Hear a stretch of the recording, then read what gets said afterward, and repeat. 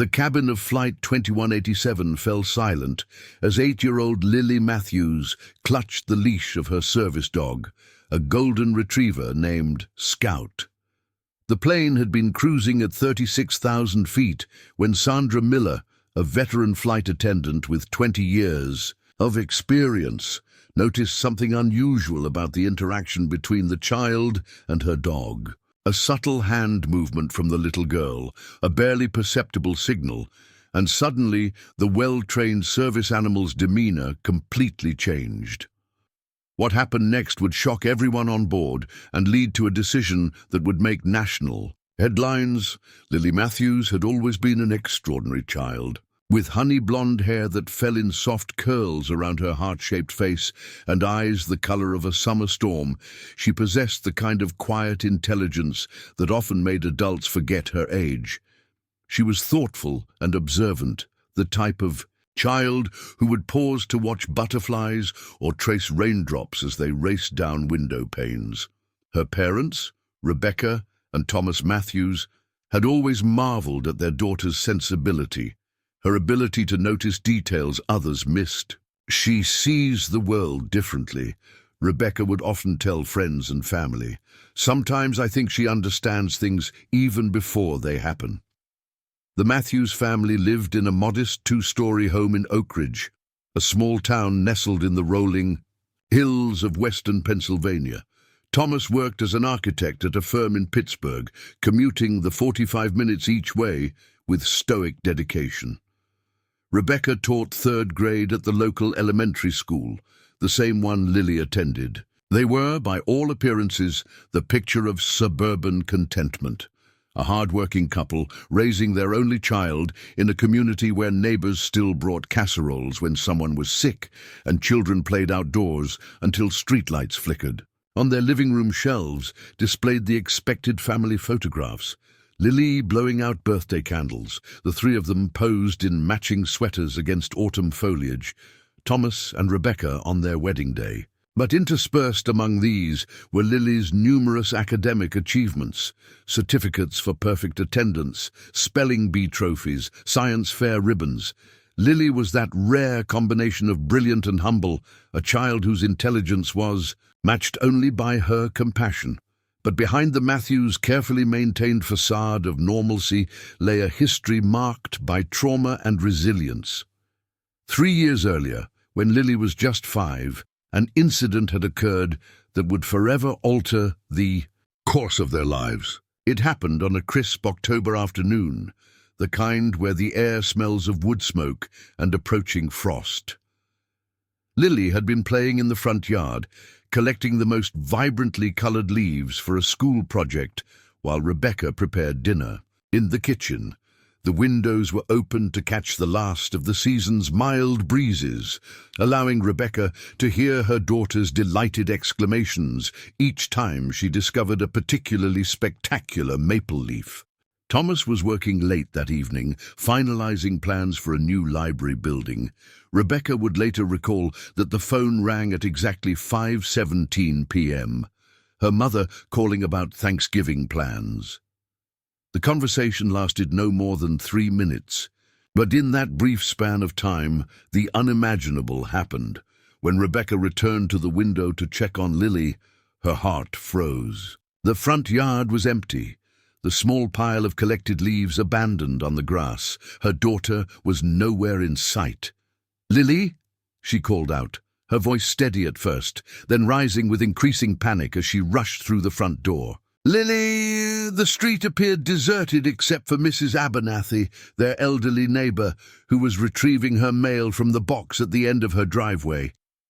"Did you see Lily?"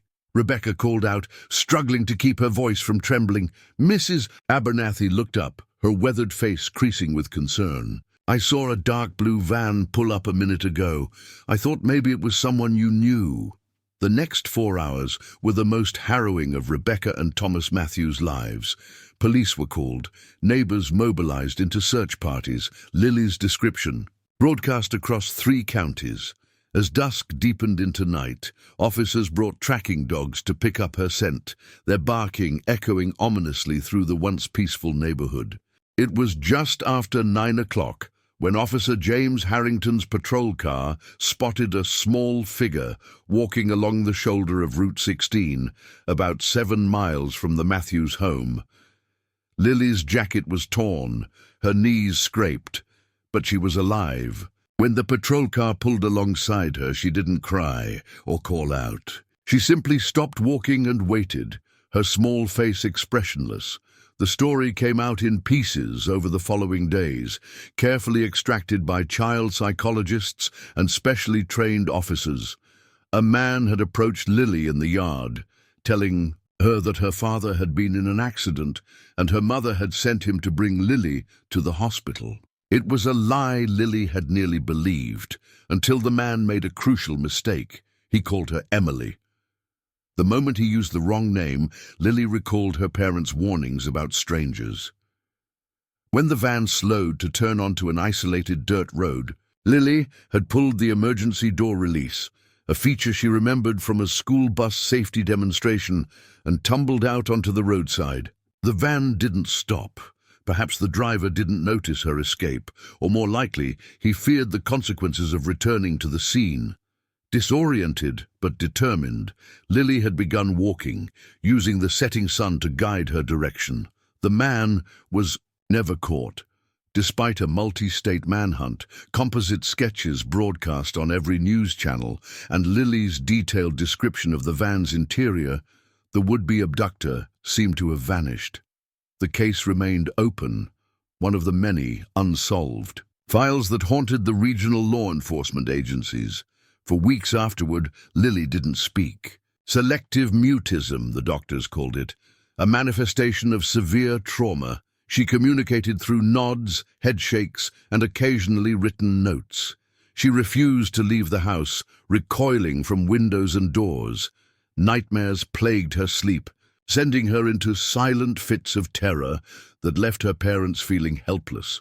Traditional therapy seemed to make little progress. Lily would sit quietly during sessions, sometimes drawing pictures of dark vans and empty roads, but the words remained, locked inside her. The medical experts assured Rebecca and Thomas that with time and proper support, Lily would speak again. But as weeks stretched into months, hope began to waver.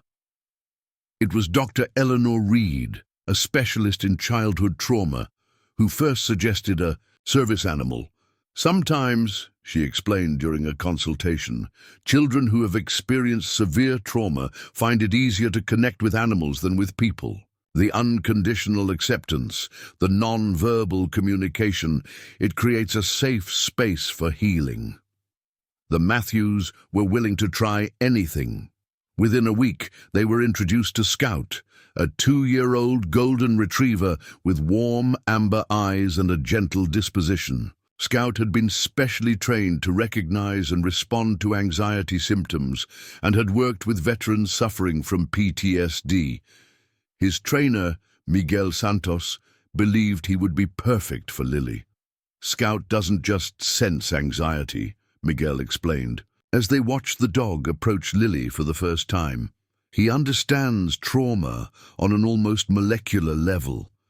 These animals can detect chemical changes in the body that we humans can't perceive. The connection was immediate and profound. When Scout laid his head in Lily's lap, something shifted in her expression, a softening, a recognition. That night, for the first time in months, she slept through the night without nightmares. Over the following weeks, Scout became Lily's constant companion. He seemed to intuitively understand when anxiety was building within her, pressing his body against her legs or placing his head under her hand before the panic could fully take hold. Slowly, remarkably, Lily began to heal. The first word she spoke was to Scout, a whispered "stay" as she prepared to enter a therapy session. Rebecca, who overheard it from the hallway, had to stifle a sob of relief. Words returned gradually after that, first to Scout, then to her, parents, and finally to others. By her 7th birthday, Lily was speaking again in full sentences, though she remained more reserved than before her ordeal. Scout had become more than a service dog. He was Lily's translator to the world, her guardian against unseen threats.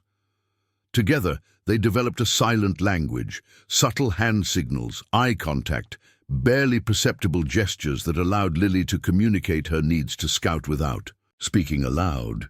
Dr. Reed noted this development with particular interest. "She's created a private language with Scout," she told Rebecca and Thomas during a progress meeting. "It's a coping mechanism, but also a remarkable example of cognitive resilience.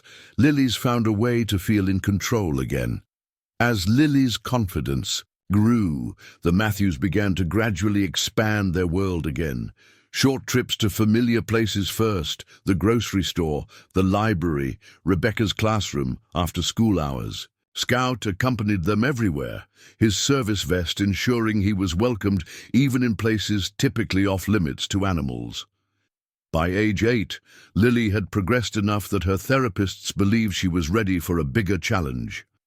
Rebecca's sister, Christine, lived in San Diego with her husband and 2 children, cousins whom Lily had only met through video calls. Christine had been inviting the Matthews to visit for years, promising that the California sunshine and ocean breezes would be good for Lily's healing process. After much deliberation and consultation with Dr. Reed, Thomas and Rebecca decided it was time. They would fly to San Diego for a 2-week visit during the summer break. Preparations were extensive, particularly regarding Scout. They secured all necessary documentation confirming his status as a service animal, researched airline policies, and worked with Lily's therapist to prepare her for the security procedures and confined space of an airplane. The day of the flight arrived with clear skies and favorable weather forecasts. Thomas had arranged for a direct flight from Pittsburgh to San Diego, Pacific West Airlines Flight 2187, scheduled for a 6-hour journey across the country. Lily seemed calm as they navigated the airport, Scout padding faithfully at her side, his training evident in his focused demeanor amidst the chaos of the terminal. Boarding proceeded smoothly. The flight attendants, notified in advance about Lily and Scout, showed them to their seats with professional courtesy. Sandra Miller, the lead flight attendant on the cabin crew, took special care to introduce herself to Lily, kneeling to eye level with the child. "If you need anything at all during the flight, you just let me know," she said warmly, her experienced eyes noting the way Lily's hand rested on Scout's head. "It's a pleasure to have you and your handsome friend aboard."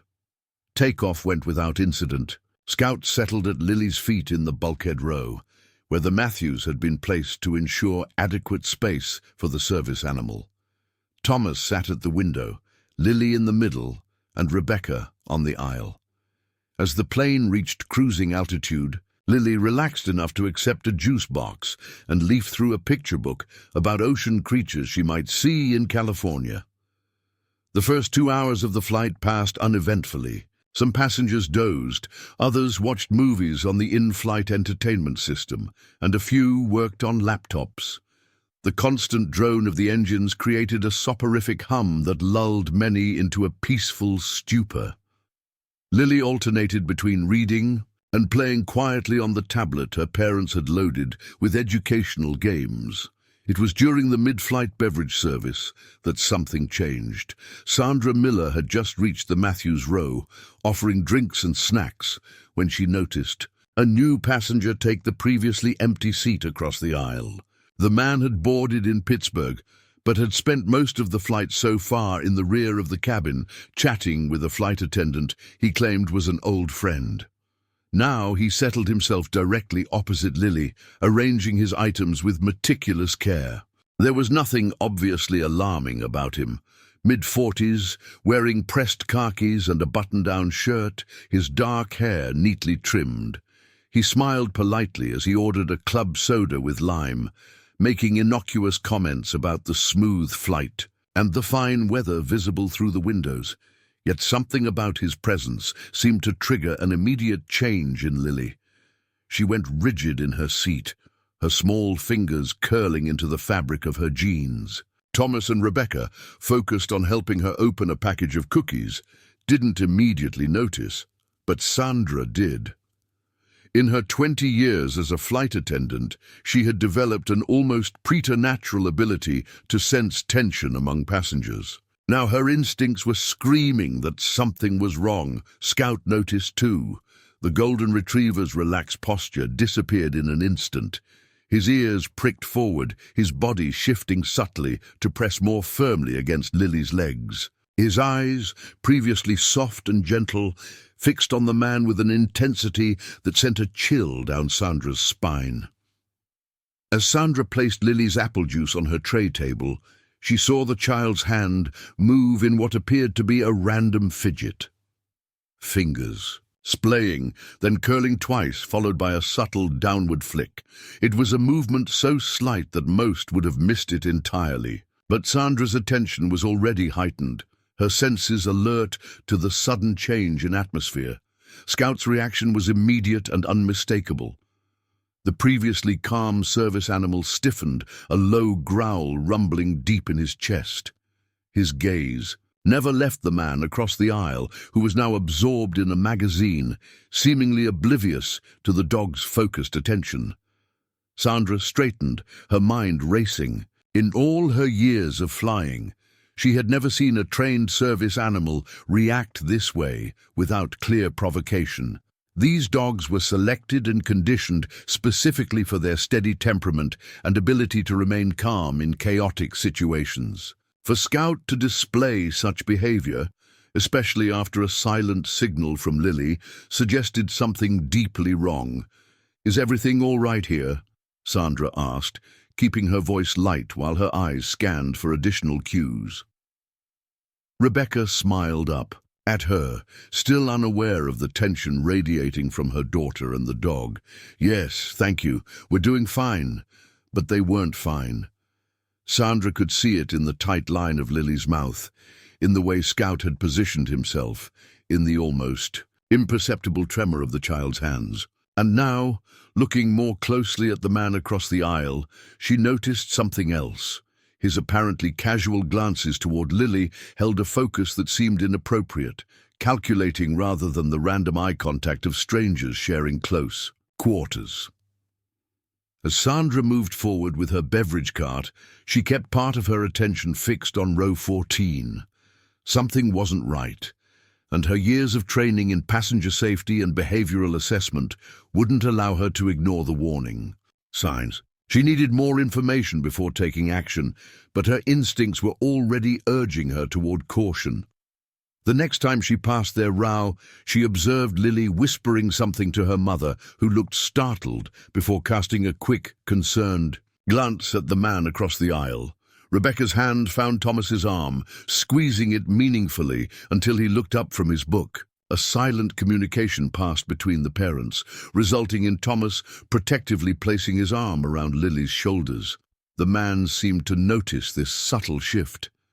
His posture changed, becoming more rigid, his knuckles whitening slightly. Around his magazine, when he turned to request another club soda from Sandra, she caught a glimpse of something cold and calculating behind his polite smile. "Of course, sir," she replied professionally, even as her mind began formulating a plan. "I'll bring that right away." In the galley, Sandra briefed the pilot about her concerns, the unusual behavior of both the service dog and the child, the man's focused attention, the parents' apparent unease. Captain Robert Daniels listened carefully, his 30 years of flying experience evident in his measured response. "Keep observing," he instructed. "If you see anything definitive, anything that suggests actual danger rather than just discomfort, we'll reevaluate. In the meantime, I'll alert ground control that we may have a situation developing." Sandra returned to the cabin, her senses on high alert. As she approached row 14 with the requested club soda, she saw that the dynamics had intensified. Scout was now positioned directly between Lily's legs and the aisle, his body tense, his attention unwavering. Thomas and Rebecca were engaged in a hushed conversation, their expressions grave. In the main cabin, Sandra had positioned herself near row 14, ostensibly arranging items in the galley. From this vantage point, She could observe both Lily and the man without being obvious. The girl remained rigid in her seat, her small body angled away from the aisle, pressed against her father's side. Scout maintained his protective stance, his golden fur bristling slightly, his eyes never leaving the man across the aisle. The man had returned from the restroom and now sat scrolling through his phone, his posture deliberately casual. But Sandra noticed the tension in his shoulders, the way his eyes darted periodically toward the Matthews family. When the captain's announcement finished, a flash of something, concern, calculation, crossed his features before his expression settled back into practiced neutrality. Rebecca leaned across Lily to whisper something to Thomas, who nodded grimly before catching Sandra's eye. With a subtle gesture, he indicated he wanted to speak with her. Sandra moved toward them, bending slightly as if checking their drink needs. "Is everything all right?" she asked, her voice pitched for their ears only. Thomas hesitated, clearly weighing his words carefully. "My daughter believes she recognizes that man," he said finally, his voice barely audible. "From 3 years ago. The man who tried to take her." Sandra felt cold despite the warm cabin air. "Are you certain?" "Lily is," Rebecca interjected, her hand protectively covering her daughter's. "She says it's his voice. And Scout." She glanced down at the golden retriever, whose attention remained unwaveringly fixed on the man. "Scout never behaves this way. He's trained not to, especially on planes." Sandra nodded slightly, her decision solidified. "We're landing in Denver," she confirmed quietly. "I've already alerted the captain. Is there anything specific you can tell me that might help identify this man?" Rebecca and Thomas exchanged a look, a silent communication born of years together and shared trauma. 3 years ago, he drove a dark blue van, Thomas said. He used the name Michael Jensen when he was questioned by police in a different jurisdiction, but they couldn't make a positive ID. And Thomas's voice faltered. "He collects things from the children he targets, keepsakes." Sandra's professionalism didn't waver, though her stomach clenched at the implication. "Thank you. Please stay calm and keep Lily close. We'll be on the ground soon."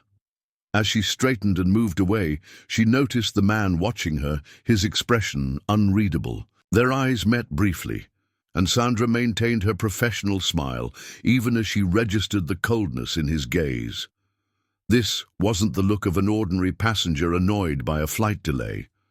This was something predatory, calculating. Back in the galley, Sandra briefed the other 2 flight attendants in hushed tones.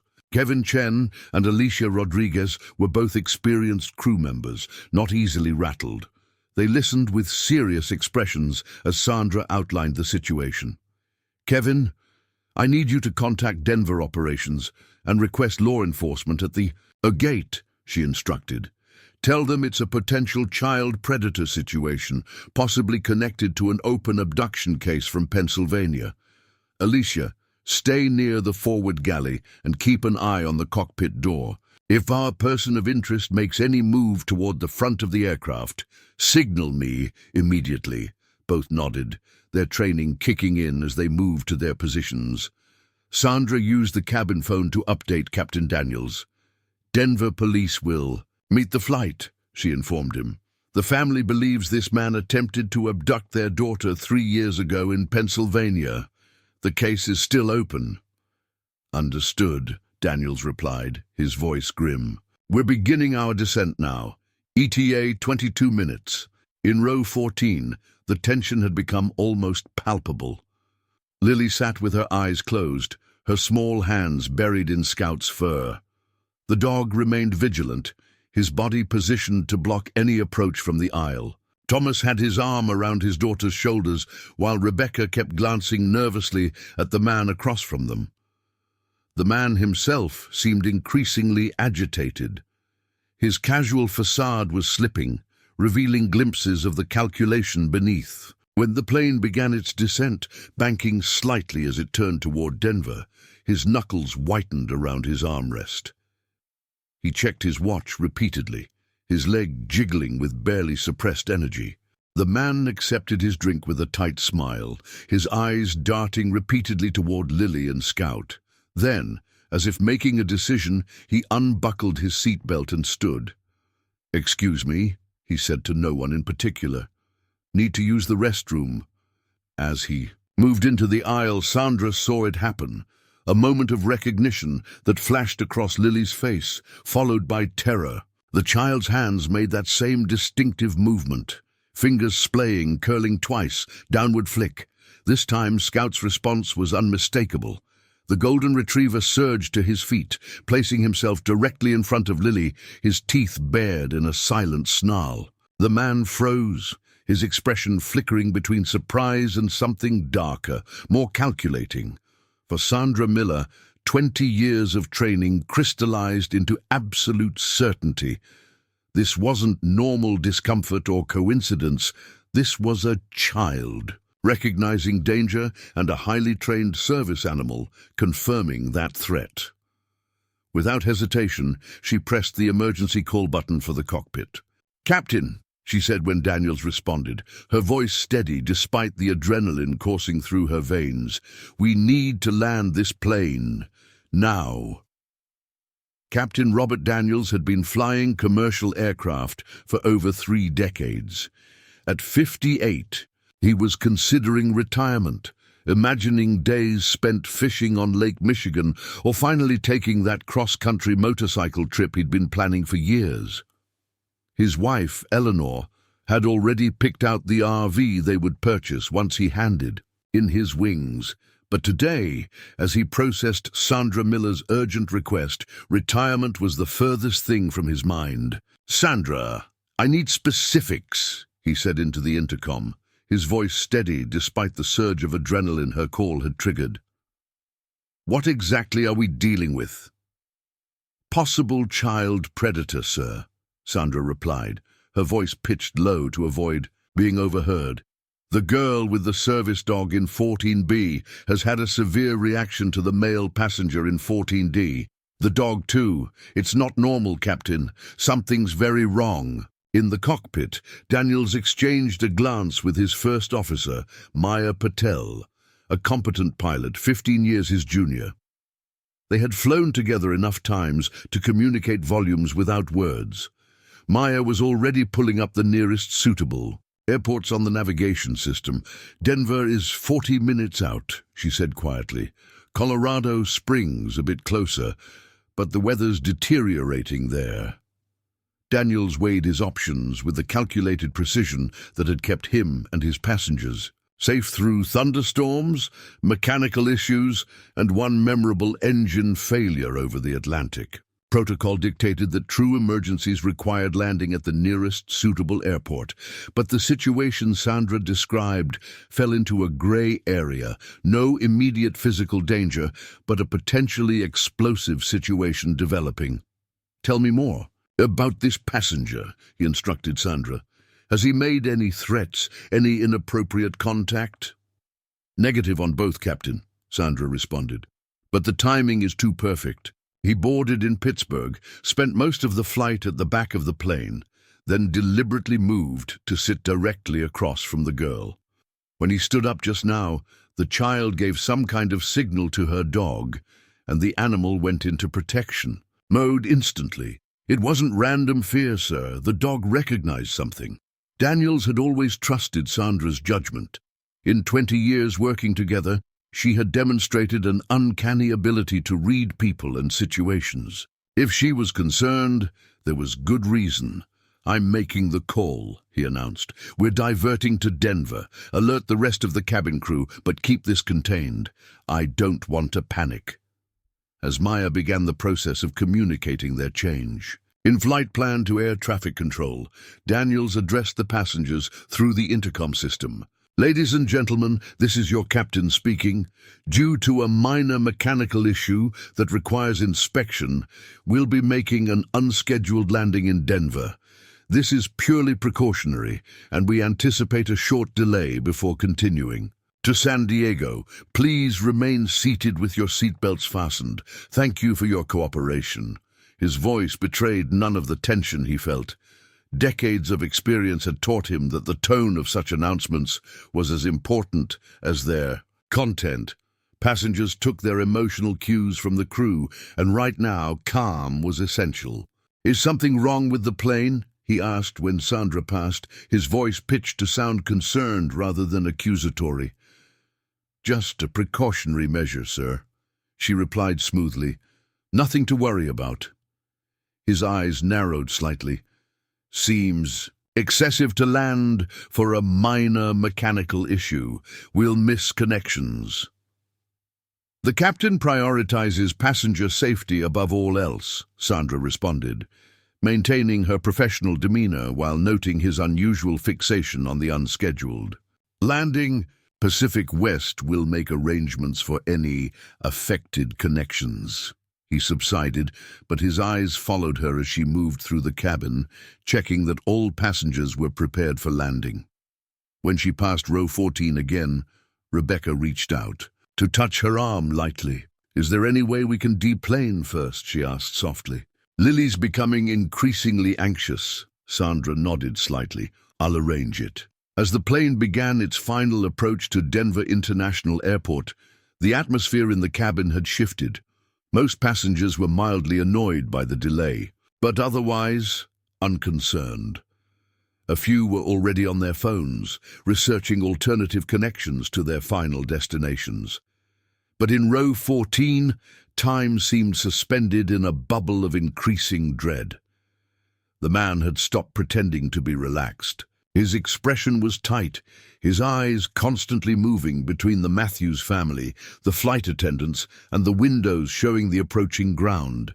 When he abruptly stood, claiming he needed to retrieve something from the overhead bin, Sandra moved quickly to intercept him. "I'm sorry, sir, but all passengers must remain seated with seatbelts fastened during landing," she said firmly, positioning herself in the aisle. For a moment, something dangerous flashed in his eyes. A glimpse of rage quickly masked by compliance. "Of course," he muttered, sinking back into his seat. "Just needed my medication." Sandra remained nearby as the aircraft made its final descent, touching down with a slight bump on Denver's runway. Even after they had taxied to the gate, she stood strategically positioned near row 14, ensuring the man couldn't leave his seat without her noticing.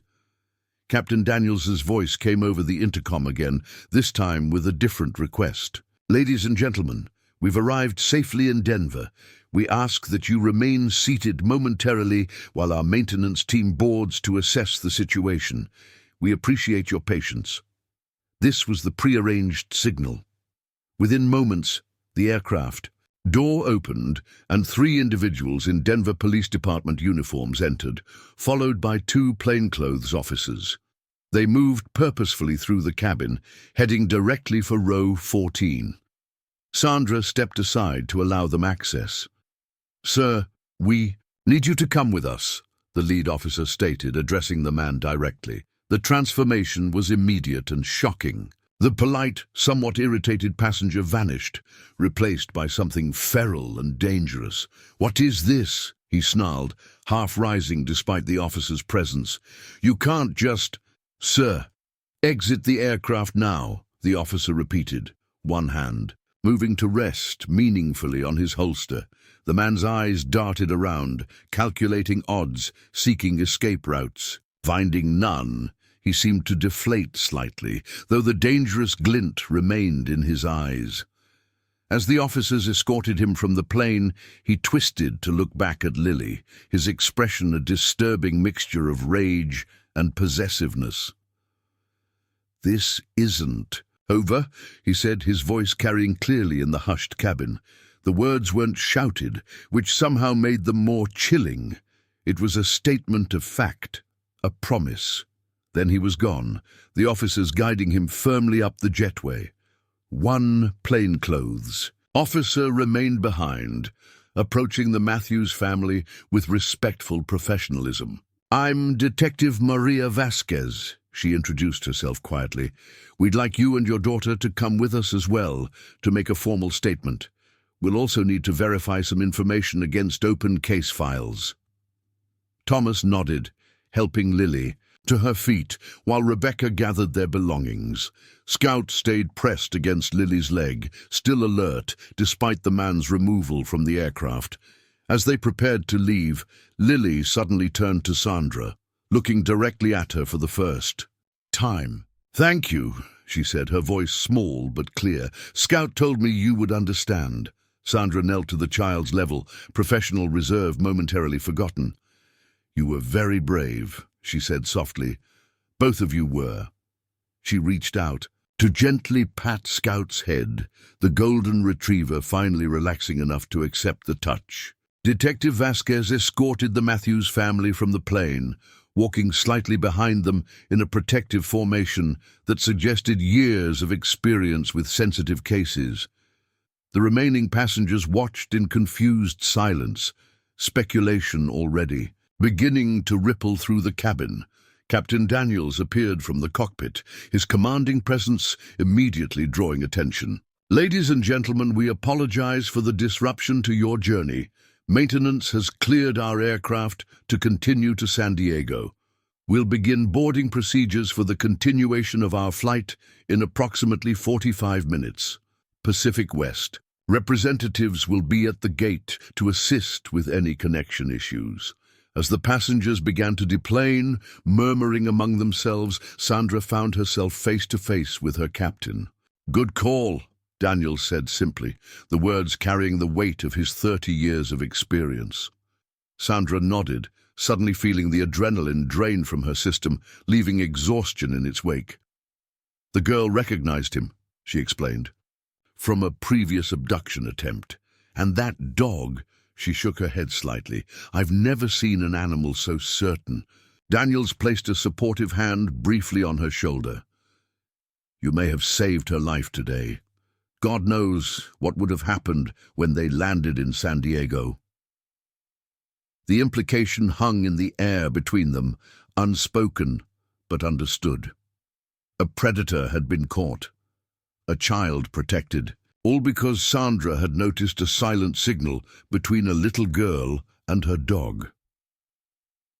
In a private room near the Denver International Airport security offices, Lily sat with Scout curled protectively at her feet. Rebecca and Thomas flanked her on either side as Detective Vasquez gently questioned her about the man from the plane. "His voice," Lily explained, her fingers buried in Scout's golden fur for comfort. "When he talked to the flight attendant, I recognized his voice. He called me the wrong name that day, Emily instead of Lily. I never forgot how he sounded." Vasquez nodded, making notes while maintaining eye contact with the child. "And Scout recognized him too?" she asked, her tone free of skepticism despite the unusual nature of the claim. Lily nodded solemnly. "Scout can smell when someone is dangerous. That's what Miguel taught him, and he remembered this man because—" She hesitated, looking to her parents for reassurance. "It's okay, sweetheart," Rebecca encouraged gently. "You can tell Detective Vasquez." Lily took a deep breath. "Because he smells like the van. Scout found one of my hair ribbons that fell in the van that day. Miguel used it to train him, so he would know if the bad man ever came near me again." Thomas looked startled by this information. "Miguel never told us that part of the training," he said, glancing at his wife. "He said it might upset you," Lily explained with the simple directness of childhood. "But he wanted Scout to be able to protect me if the man ever came back." Detective Vasquez's expression remained neutral, but her eyes reflected impressed surprise. "That's very smart training," she commented. "Scout is a very special dog." As if understanding the compliment, Scout's tail thumped once against the floor. "The man we removed from the plane has been identified as Andrew Phillips," Vasquez continued, addressing Thomas and Rebecca. "He's using a different name now, but preliminary fingerprint matching connects him to at least 2 open investigations in addition to your case." Rebecca gasped softly, her hand finding Thomas's across the back of Lily's chair. Was he following us? She asked, the question catching in her throat. Vasquez's expression turned grim. We believe so. His ticket was purchased just hours after yours, and he specifically requested a seat assignment near your row. Without your daughter's recognition and the flight attendant's quick action, he would have followed you to San Diego. The implication hung heavy in the small room. Thomas's arm tightened around Lily protectively. What happens now? He asked. He'll be held pending formal charges, Vasquez explained. We're coordinating with authorities in Pennsylvania to consolidate the cases against him. His identity has been flagged in national databases, and we've already found connections to several other investigations. This may be much bigger than we initially thought. And Lily? Rebecca asked, her voice trembling slightly. Will she need to testify? Vasquez's expression softened as she looked at the child, who was whispering something to Scout. Eventually, yes, but we'll do everything possible to make that process gentle and trauma-informed.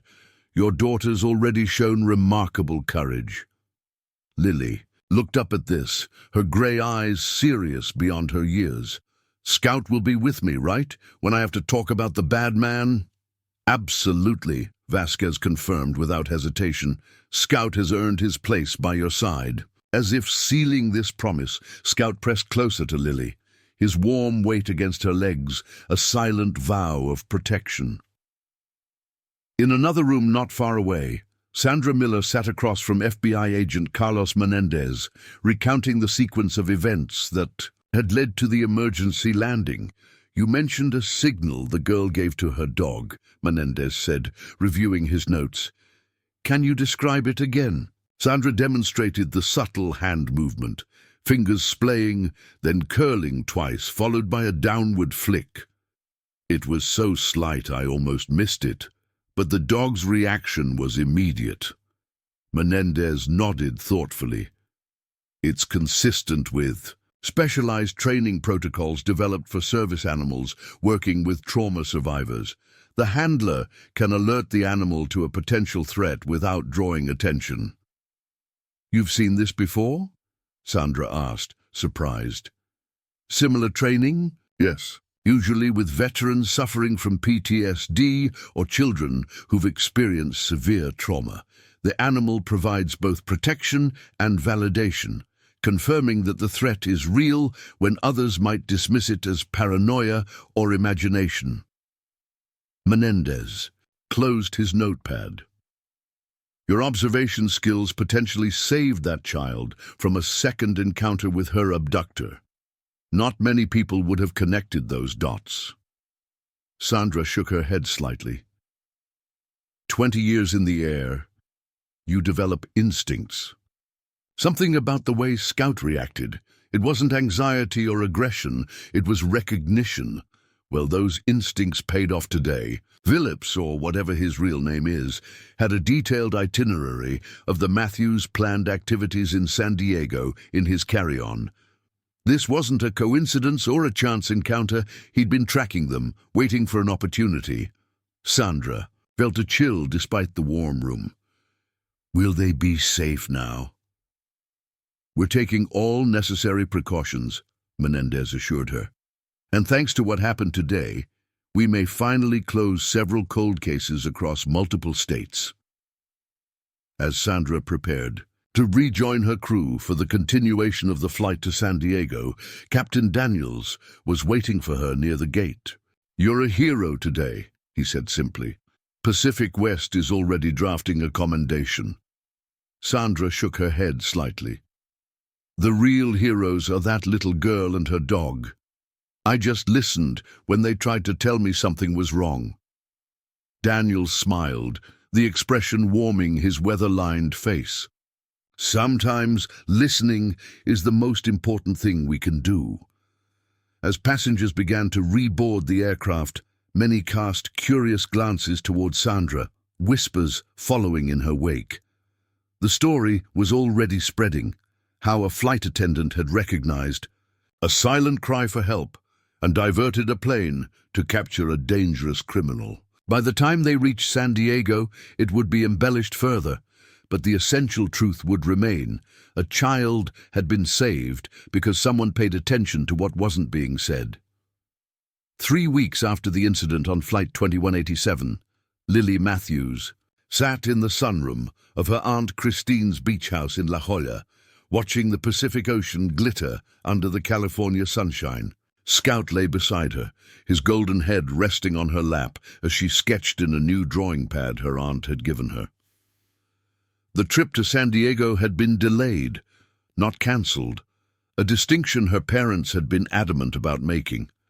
"We don't let fear win," Thomas had explained to Lily as they rebooked their flights, this time with a private security consultant accompanying them.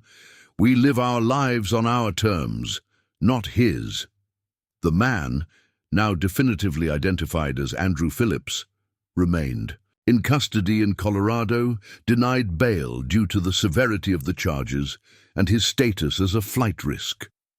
The evidence against him was mounting daily as investigators connected him to multiple cases across the country. His fingerprints matched those found in 2 previously unsolved child abductions, and search warrants executed on his Pennsylvania residence had uncovered disturbing evidence of extensive planning and surveillance, not just of Lily, but of other potential victims.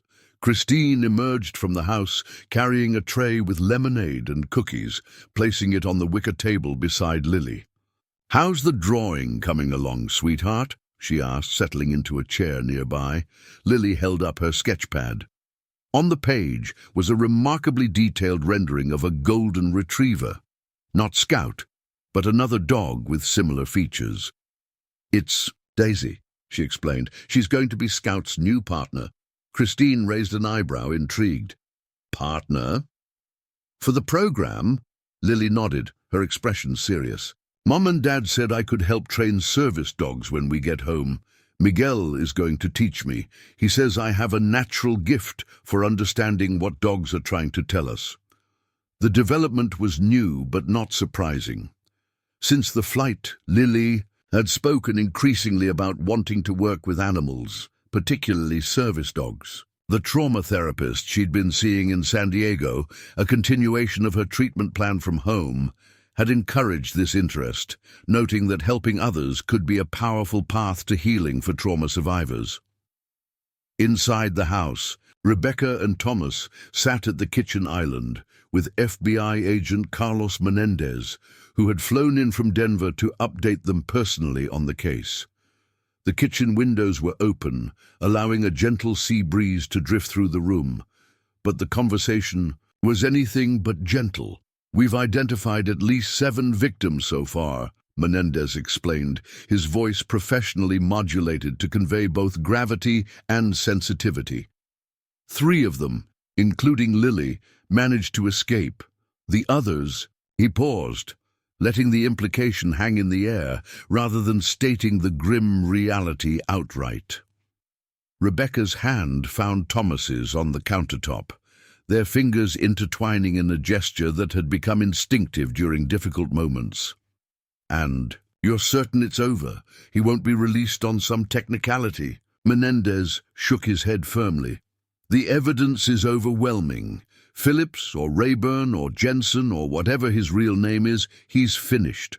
Multiple jurisdictions are filing charges and the federal case is rock solid. He's looking at consecutive life sentences." Thomas exhaled slowly, the tension he'd been carrying for weeks, for years really, beginning to ease slightly. "What about the flight attendant, Sandra Miller? Has she been recognized for what she did?" A smile touched Menendez's usually serious expression. "More than recognized, Pacific West Airlines has created a new safety training protocol based on her actions. They're calling it the Miller Protocol, teaching flight crews to recognize subtle signals that might indicate a passenger in danger. She's become something of a celebrity in airline security circles. We need to thank her properly," Rebecca said, making a mental note to arrange something meaningful. A thank you note or gift basket seemed woefully inadequate for the woman who had potentially saved their daughter from a second encounter with her would-be abductor. "I've taken the liberty of arranging that," Menendez said, sliding a business card across the counter. "Ms. Miller has expressed interest in meeting Lily and Scout when you feel it's appropriate. No pressure, of course." Rebecca picked up the card, studying it thoughtfully. "I think that would be good for Lily, actually, to meet the person who believed her when she couldn't say the words out loud." Their conversation paused as Lily entered from the sunroom, Scout padding faithfully beside her. The child seemed lighter somehow, as if the capture of the man who had haunted her nightmares for 3 years had lifted an invisible weight from her slender shoulders. "Agent Menendez," she acknowledged politely, her grey eyes meeting his without the wariness that had characterized her interactions with strangers since the abduction attempt. "Are you staying for dinner? Aunt Christine is making her famous fish tacos." Menendez smiled, his professional demeanor softening in the presence of the child whose courage had helped bring a dangerous predator to justice. "I'm afraid I can't tonight, but thank you for the invitation. I have a flight back to Denver in a few hours." Lily nodded, accepting this explanation with the seriousness of a much older person. Then, with the remarkable adaptability of childhood, she shifted topics entirely. "Did you tell my parents about the ceremony?" Menendez's eyebrows rose in surprise. "I was just getting to that, actually. How did you know about it?" A small smile played at the corners of Lily's mouth. "Scout told me," she said with absolute conviction. Rather than dismissing this as childish fantasy, Menendez nodded respectfully. "Scout has good sources then. Yes, there's going to be a recognition ceremony when you return home. The FBI wants to acknowledge your bravery and Scout's training and instincts. It's not often we have a canine hero who helps solve multiple cases." Scout, hearing his name, thumped his tail against the tile floor, amber eyes moving between the humans as if following the conversation. "He doesn't need a medal," Lily said thoughtfully, her hand absently stroking the dog's golden head. "But I think he'd like to meet other service dogs. He gets lonely sometimes, being the only one who can do what he does." The adults exchanged glances, touched by Lily's concern for her companion's emotional well-being. In many ways, her empathy was her most remarkable quality.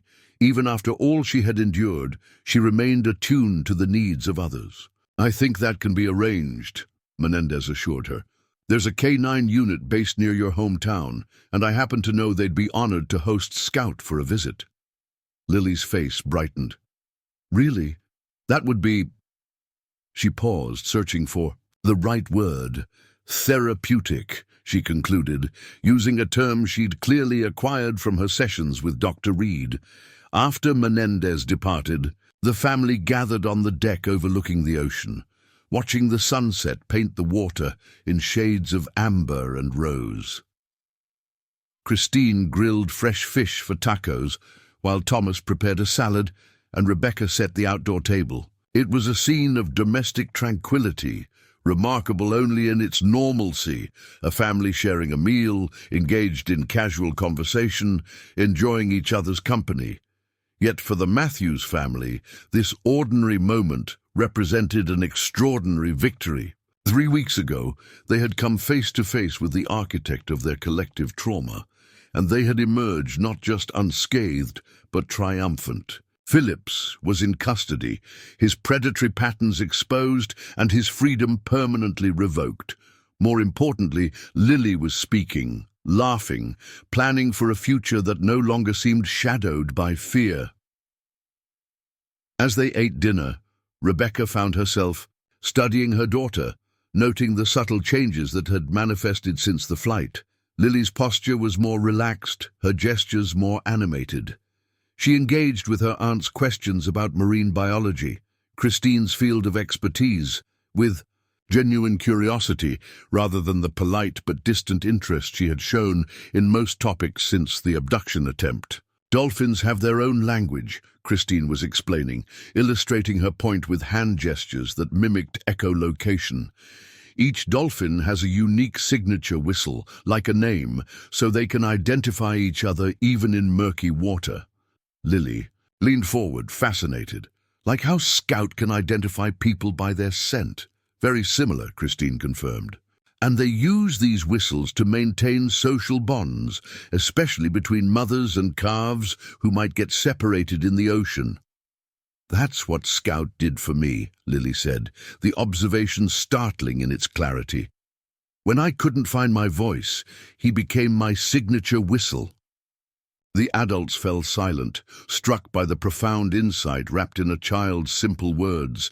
It was Thomas who recovered first, reaching over to squeeze his daughter's shoulder gently. "That's exactly right," he said, his voice slightly husky with emotion, "and we're so proud of both of you." Later that evening, as Rebecca tucked Lily into bed in the guest room she shared with Scout, the child asked a question that caught her mother off guard. "Is Ms. Miller in trouble for making the plane land?" Rebecca sat on the edge of the bed, smoothing the light cotton blanket. "No, sweetheart, quite the opposite. She's being honored for making such a good decision." "Why do you ask?" Lily frowned slightly, her brow furrowing in concern. "On the news, they said emergency landings cost airlines a lot of money, and it was just because of me and Scout." "Oh, Lily," Rebecca sighed, brushing a strand of honey-blonde hair from her daughter's forehead. "It wasn't just because of you and Scout.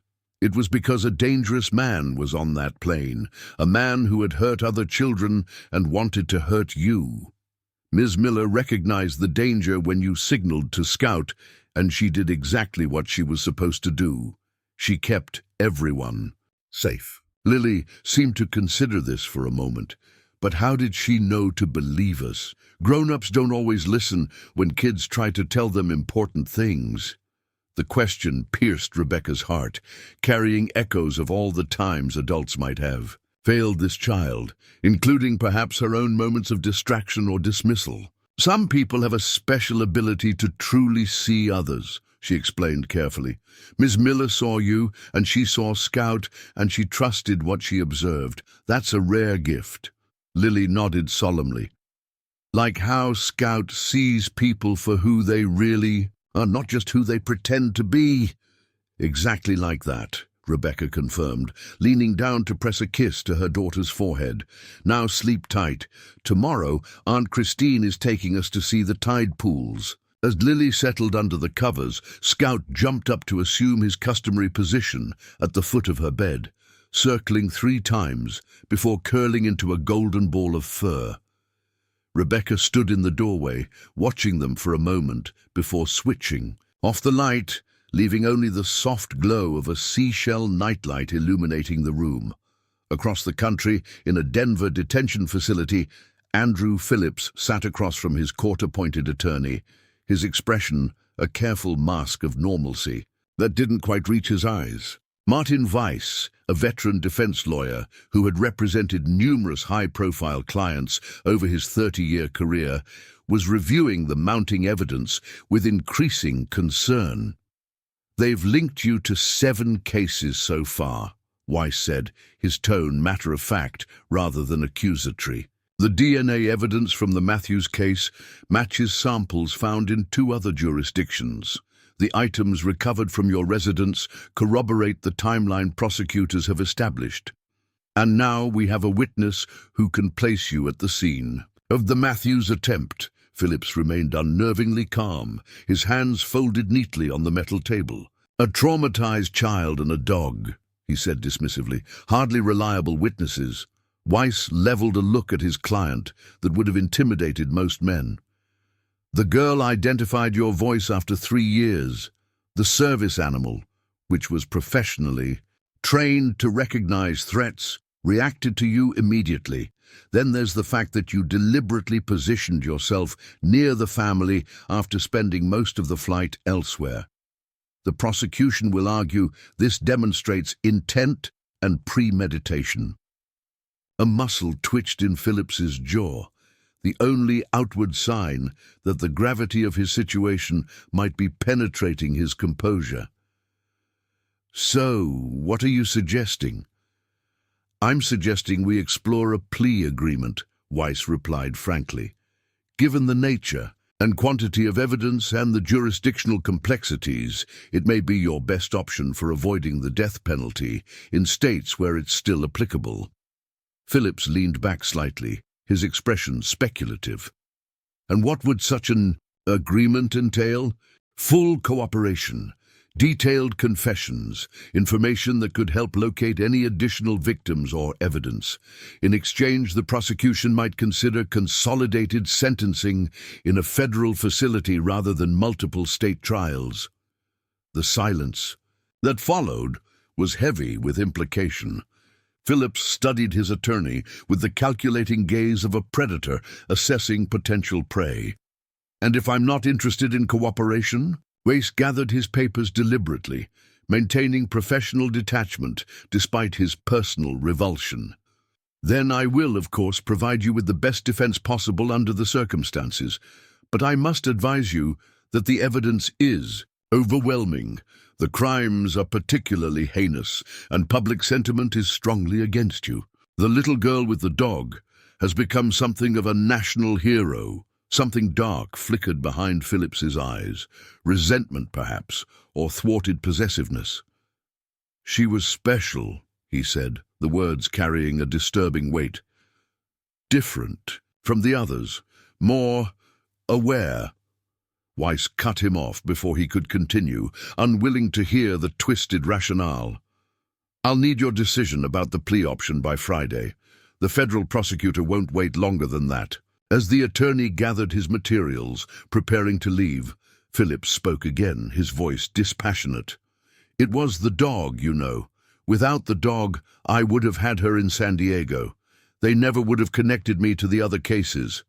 Weiss paused, briefcase in hand, and regarded his client with undisguised contempt. "Then we should all be grateful for that dog's training and that flight attendant's instincts. I'll see you on Friday, Mr. Phillips." As Weiss exited the consultation room, he nodded to the guard who would escort Phillips back to his cell. Walking through the sterile hallways of the detention facility, the attorney found himself thinking about Lily Matthews and her golden retriever. In 30 years of criminal defense work, he had represented many individuals accused of terrible acts, maintaining the professional distance necessary to ensure due process. But something about this case, about the bond between a traumatized child and the animal who had become her voice when words failed, had penetrated his carefully maintained emotional armor. For the first time in his career, Martin Weiss found himself hoping that his client would spend the rest of his life in prison, where he could never again threaten the safety of children like Lily Matthews. Back in La Jolla, Thomas stood on the deck of his sister-in-law's beach house, gazing out at the moonlight, reflecting off the Pacific. Rebecca joined him, wrapping a light cardigan around her shoulders against the evening chill. "Lily's asleep," she said, leaning into her husband's side. "Scout, too. I swear that dog snores." Thomas smiled, slipping an arm around her waist. "Small price to pay for what he's given us." They stood in companionable silence for several minutes, listening to the rhythmic sound of waves breaking on the shore below. When Rebecca spoke again, her voice was thoughtful. "I've been thinking about what happens next, after we go home, after the media attention dies down." "What do you mean?" Rebecca turned slightly to face him, her expression illuminated by the soft outdoor lighting of the deck. "I mean, how do we take what happened, all of it from the first incident to the flight, and use it to make something positive? Lily's already talking about working with service dogs. Maybe there's something more we can do, something larger." Thomas considered this, his architect's mind naturally framing the question in terms of structure and purpose. A foundation, perhaps, something to help provide service animals to children who've experienced trauma. Rebecca's eyes brightened with interest. "Yes, exactly. And maybe educational programs about recognition and response, teaching kids what to do if they feel threatened." teaching adults how to recognize when a child is in danger but can't articulate it. The Lily Matthews Foundation, Thomas mused, testing the name, or maybe the Scout Project. We'll ask Lily what she thinks, Rebecca decided. It should be her choice, since it's her story that would inspire it. Thomas nodded, his arm tightening round his wife's shoulders. Our remarkable daughter. Sometimes I still can't believe how lucky we are, despite everything. Not just lucky, Rebecca corrected gently. Watched over, protected, by Scout, by observant strangers like Sandra Miller, by whatever force in the universe brings the right helpers into our lives at the right moments. As they turned to go inside, a shooting star arced across the night. Sky, a brief, brilliant streak of light against the darkness. Neither of them made a wish. They didn't need to. Their most fervent prayers had already been answered. Their daughter was safe, her voice restored, her future reclaimed from the shadows of fear, and somewhere in the house behind them, a little girl slept peacefully, her hand resting on the golden fur of the dog who had become her guardian, her translator, her bridge back to a world where she could once again feel secure enough to speak her truth. 6 months after the incident on Flight 2187, Sandra Miller stood in front of a classroom of flight attendant trainees at the Pacific West Airlines training facility outside Chicago. The room was filled with attentive faces, some fresh out of college, others transitioning from different careers, all focused intently on the woman who had become something of a legend within the airline industry. The Miller Protocol isn't about heroics, Sandra explained, pacing slowly across the front of the room. It's about observation, intuition, and the courage to act on both. Every day, thousands of passengers board our aircraft. Most are exactly who they appear to be. Business travelers, vacationing families, students heading home for the holidays. But occasionally, someone boards with different intentions. She clicked to the next slide in her presentation, displaying a series of subtle behavioral indicators. These are what we call non-verbal distress signals. They can manifest differently depending on the individual, but the underlying patterns remain consistent. Avoidance of eye contact, excessive stillness, micro-expressions of fear that flash across the face too quickly for conscious registration. Physical positioning that creates maximum distance from a specific person. The trainees took notes, their expressions serious. Sandra had their complete attention, not just because her story had made national headlines, but because she spoke with the quiet authority of someone who had trusted her instincts and saved lives as a result. In Lily Matthews' case, the signal was even more subtle, Sandra continued. A trained service animal responding to a pre-established hand movement. Without context, it could have been dismissed as a dog simply being protective. The key was recognizing the change in the animal's behavior and connecting it to the child's body language. A young man in the front row raised his hand. Ms. Miller, how do you distinguish between an anxious passenger who's afraid of flying and someone who's actually in danger? Sandra nodded, acknowledging the excellent question. Pattern recognition. Fear of flying typically manifests before and during takeoff or during turbulence. It's directed at the situation, not at specific individuals. The passenger often employs visible coping mechanisms, breathing exercises, distraction through reading or entertainment, sometimes medication or alcohol. What I observed with Lily was different. Her fear emerged when a specific passenger approached, and it was mirrored by her service dog, an animal specifically trained not to react to routine stresses. She clicked to another slide showing a simplified decision tree for threat assessment. This is the core of the Miller Protocol. Observe, analyze, escalate if necessary. Better to divert a flight unnecessarily than to ignore warning signs and risk passenger safety. As the training session concluded, the Director of Flight Services approached Sandra, extending her hand. Powerful presentation as always, she said warmly. "The feedback from previous cohorts has been exceptional. You've transformed how we approach passenger safety." Sandra accepted the compliment with a modest smile. "I just hope they never need to use what I'm teaching them." "Before you go," the director added, "I wanted to let you know that the board has approved your proposal for expanded training across all domestic carriers. The FAA is reviewing the curriculum now, and early indications suggest they'll make it part of standard safety certification." Pride flickered across Sandra's features, quickly tempered by professional composure. "That's wonderful news. The more eyes we have watching for these signals, the safer our skies will be." As Sandra gathered her materials, her phone chimed with a calendar notification. She glanced at the screen, her expression softening. Tomorrow was a special day, one she had been looking forward to for months. Across the country in Oak Ridge, Pennsylvania, the Matthews home bustled with activity.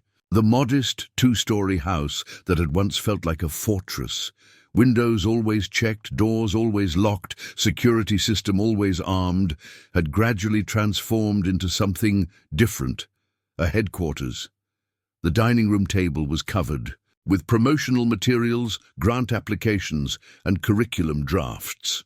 The spare bedroom had been converted into an office with 2 desks, multiple filing cabinets, and a wall of photographs showing children with service animals.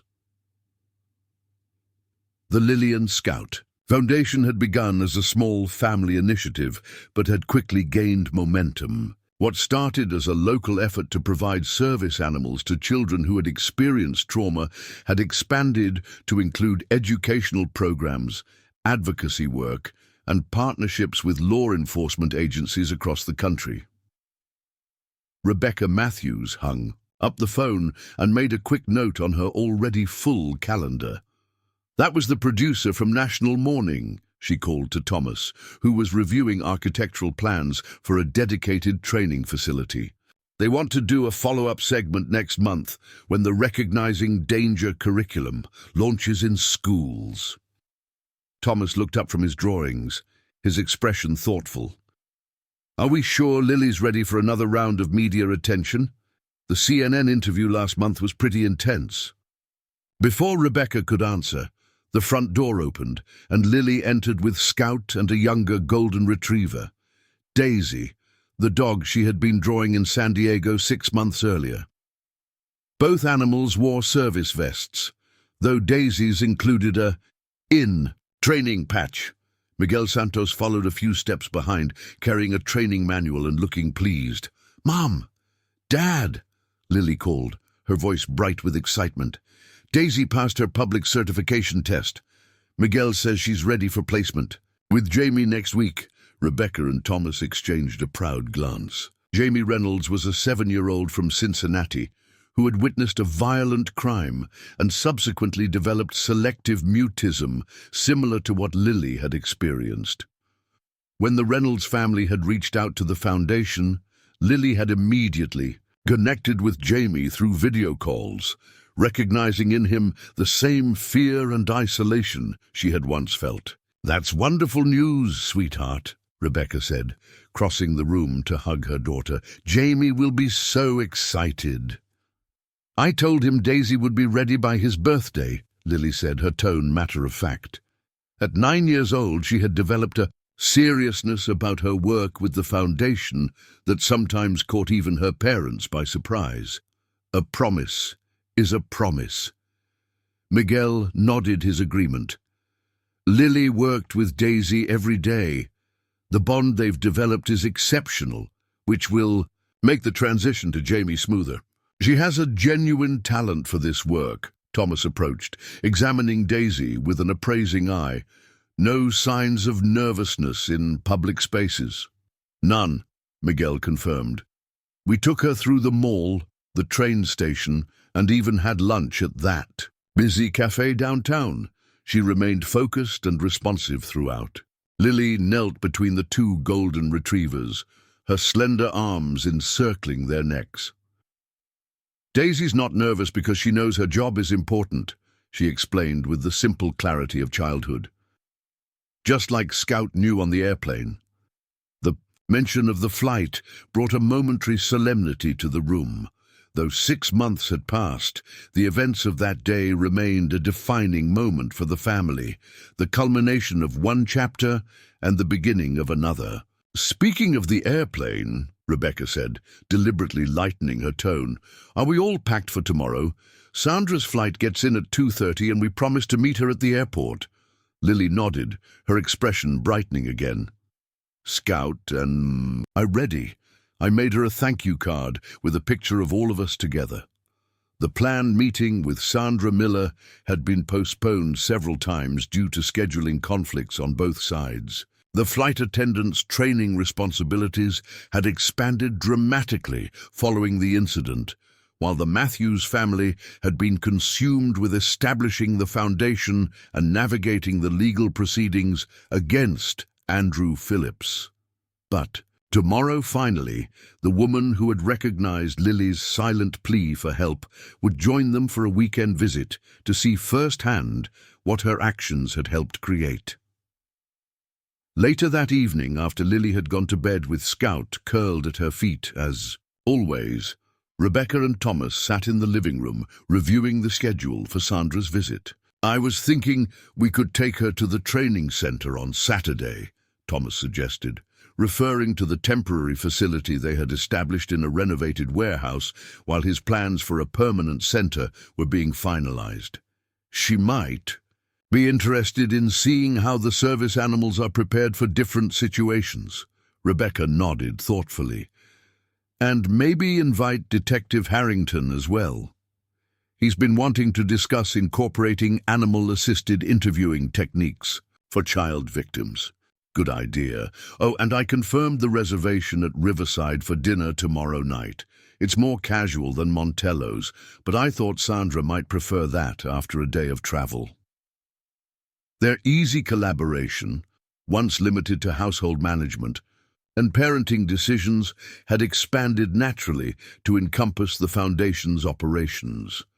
Though neither had anticipated this career shift, both had discovered talents that complemented their existing skills. Rebecca's background in education made her ideal for developing the foundation's outreach programs, while Thomas's architectural expertise was being channeled into creating spaces specifically designed for animal-assisted therapy. "Have you heard anything more from Agent Menendez about the Phillips case?" Rebecca asked, the question reflecting the way their personal and professional concerns had become intertwined. Thomas's expression turned serious. "The plea deal was finalized yesterday, multiple life sentences, no possibility of parole. In exchange, he's providing information about 2 additional cases that weren't previously connected to him." Rebecca exhaled slowly, a complex mixture of emotions crossing her face. Relief predominated, but there was also a lingering sadness for the victims who hadn't escaped, whose families would never have the closure that the Matthews had found. "I should call the parents' support group tomorrow," she said quietly. "They'll want to know." The support group had formed organically, as other families affected by Phillips came forward following his arrest. What began as a shared trauma had evolved into a powerful network of advocacy and mutual support.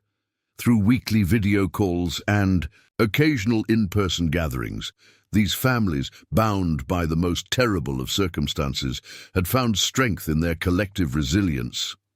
"We've come so far," Thomas mused, his gaze drifting to the wall of family photographs. Among the typical vacation shots and school portraits was a new addition: Lily receiving an award from the FBI, Scout sitting proudly beside her, both wearing matching blue and gold ribbons. "Sometimes I can hardly believe it's only been 6 months since the flight." Rebecca followed his gaze to the photograph. "Sandra made that possible," she said softly. "Without her, who knows what might have happened in San Diego." The next day dawned clear and mild, a perfect early autumn day in western Pennsylvania. Leaves were just beginning to hint at the spectacular color changes to come, and the air carried the crisp scent of apples from the orchard down the road. Lily was up early, dressed in her favorite blue dress with white trim, her honey blonde hair neatly braided. Scout wore a specially made bandana that matched Lily's dress, a touch of whimsy that reflected the child's emerging personal style. "How do we look?" Lily asked, twirling for her parents' inspection at the foot of the stairs. "Absolutely perfect," Thomas assured her, lifting his phone to capture the moment. "Scout is particularly dashing in his bandana." Rebecca checked her watch. "We should get going if we want to be at the airport in time. Traffic on the highway has been unpredictable with the construction." The drive to Pittsburgh International Airport took just under an hour, during which Lily alternated between excited chatter about meeting Sandra and periods of thoughtful silence, gazing out the window, as the suburban landscape gave way to the more urban outskirts of the city. "Do you think she'll remember what Scout looks like?" Lily asked suddenly as they navigated the airport access road. "I'm sure she will," Rebecca assured her, understanding the question's deeper significance. "Some moments stay with you forever. I imagine that day on the plane is one Sandra will never forget." They parked in the short-term lot and made their way to the arrivals area, Scout walking perfectly at heel despite the bustling airport environment. His training was evident in his alert but calm demeanor, his attention divided between his surroundings, and Lily always prioritizing her safety and comfort. As they approached the security exit, where passengers emerged from the terminals, Lily grew quieter, her earlier excitement tempered by a touch of nervousness. Meeting Sandra represented a convergence of past and present. The frightened child, who had used a silent signal to communicate danger, and the more confident girl, who was now helping other trauma survivors find their voices. "There she is," Thomas said, spotting Sandra among the travelers streaming into the arrivals hall. She was dressed casually in jeans and a light sweater, her auburn hair loose around her shoulders rather than pulled back in the regulation style she wore on duty. Without her uniform, she looked younger, more relaxed, though she carried herself with the same quiet confidence that had enabled her to make a life-saving decision 6 months earlier. Sandra spotted them almost immediately, her face breaking into a warm smile as she approached. For a moment, she simply stood looking at Lily, seeming to compare the child before her with the frightened girl from the plane. "Hello, Lily," she said finally, her voice gentle. "It's wonderful to see you. Again, under much better circumstances." Lily stepped forward, Scout moving in perfect synchrony with her. "Hello, Ms. Miller," she replied, her voice clear and steady. "Thank you for coming to visit us. Please, call me Sandra." She knelt to eye level with the child, then glanced at Scout with appreciation. "And this handsome fellow must be Scout. I've heard so much about what an amazing partner he's been for you." At the sound of his name, Scout's tail wagged slightly, though he maintained his professional position. Sandra extended her hand palm up, asking permission before touching him. When Lily nodded her approval, Sandra gently stroked the golden retrievers. "Ed, he remembers you," Lily said with quiet certainty. "He knows you helped us." Sandra's eyes glistened briefly before she blinked away the emotion and straightened. "Well, I'm honored to be remembered by such an exceptional dog." Rebecca stepped forward then, extending her hand. "Ms. Miller, Sandra, we can't express how grateful we are, not just for what you did on the plane, but for agreeing to come see what your actions helped make possible. The foundation is doing remarkable work," Sandra replied, shaking Rebecca's hand warmly. "I've been following your progress online. 23 service animals placed with trauma survivors in just 6 months is extraordinary." Thomas joined them, taking Sandra's small rolling suitcase. "And that's just the beginning. Wait until you see what's next."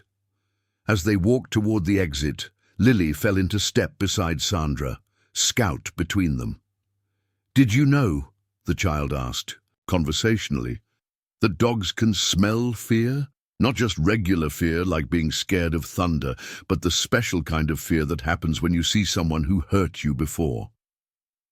Sandra glanced down at her, surprised by the directness of the observation. Is that how Scout knew to react on the plane? He smelled your fear. Lily nodded solemnly. Miguel says Scout has over 300 million scent receptors. That's why he recognized the bad man, even after 3 years. Smell memories are the strongest kind. They last longer than what you see or hear. That's fascinating, Sandra replied, genuine interest in her voice. In my training sessions, I teach flight attendants to recognize visual cues of distress, but perhaps we should be considering other senses as well. Lily considered this thoughtfully. Maybe you need service dogs on airplanes. They could help find people who are scared but can't say why. That's actually a brilliant idea, Sandra said, her expression indicating she was taking the suggestion seriously rather than merely humoring a child. Some airports already use dogs for security screening. Expanding their role to include passenger welfare could be the next logical step. The conversation continued as they reached the parking garage, Lily sharing ideas with the confidence of someone accustomed to being taken seriously by adults. Sandra listened attentively, occasionally asking questions that demonstrated her genuine engagement with the child's thoughts. Rebecca watched this interaction with a full heart. 6 months ago, Lily had been unable to speak to strangers, her trauma manifesting as selective mutism that isolated her from peers and limited her ability to participate fully in life. Now, here she was, confidently discussing complex concepts with a woman she had met only minutes ago. The transformation wasn't just about healing from past trauma. It was about growth, about Lily discovering her own strength and purpose. Through the Foundation's work, through her partnership with Scout and her role in training other service animals, she had found a way to transform her painful experience into something positive, something that helped others who were still trapped.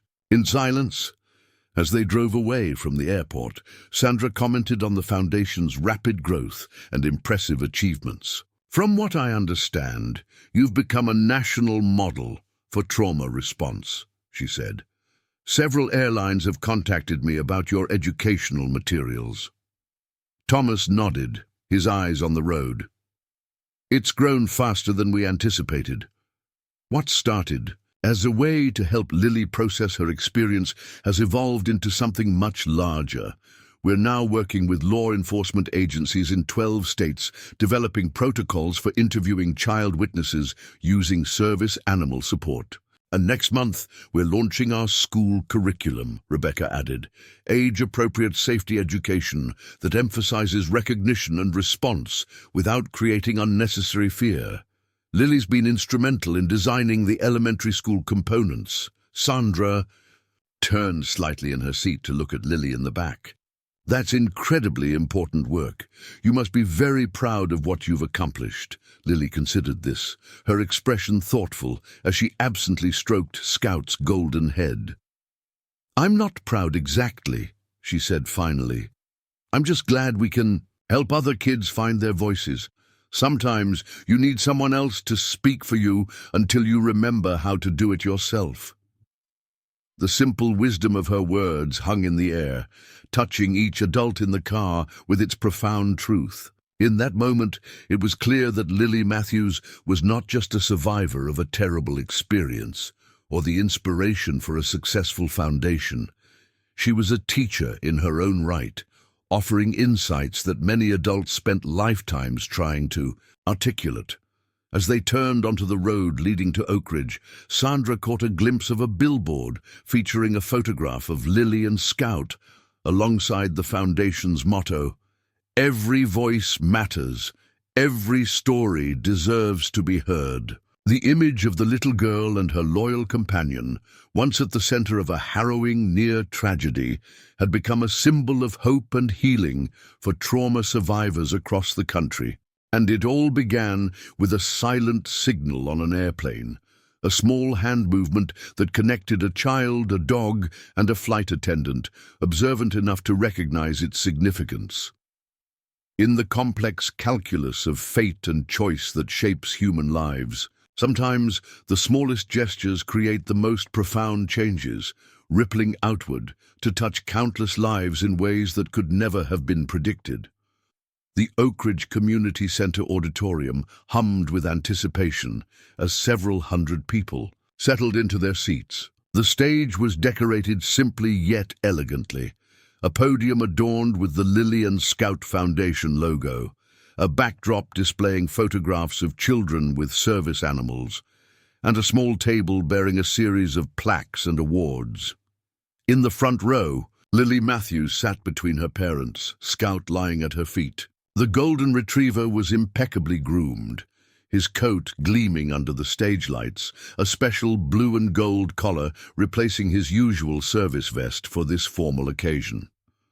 Beside them sat Sandra Miller, who had extended her weekend visit by 2 days specifically to attend this event. "Are you nervous?" Sandra whispered to Lily as the program director approached the podium. Lily shook her head slightly. "Scout says everything will be fine," she replied, with the serene confidence that had become her trademark. Sandra smiled, no longer surprised by Lily's references to conversing with her canine companion. Over the past 3 days, she had witnessed the extraordinary connection between the child and the dog, a partnership so intuitive it often seemed they communicated without words or signals. The program director, Dr. Eleanor Reed, tapped the microphone and welcomed the assembled guests. "Thank you all for joining us for the first annual Guardians of Safety Summit.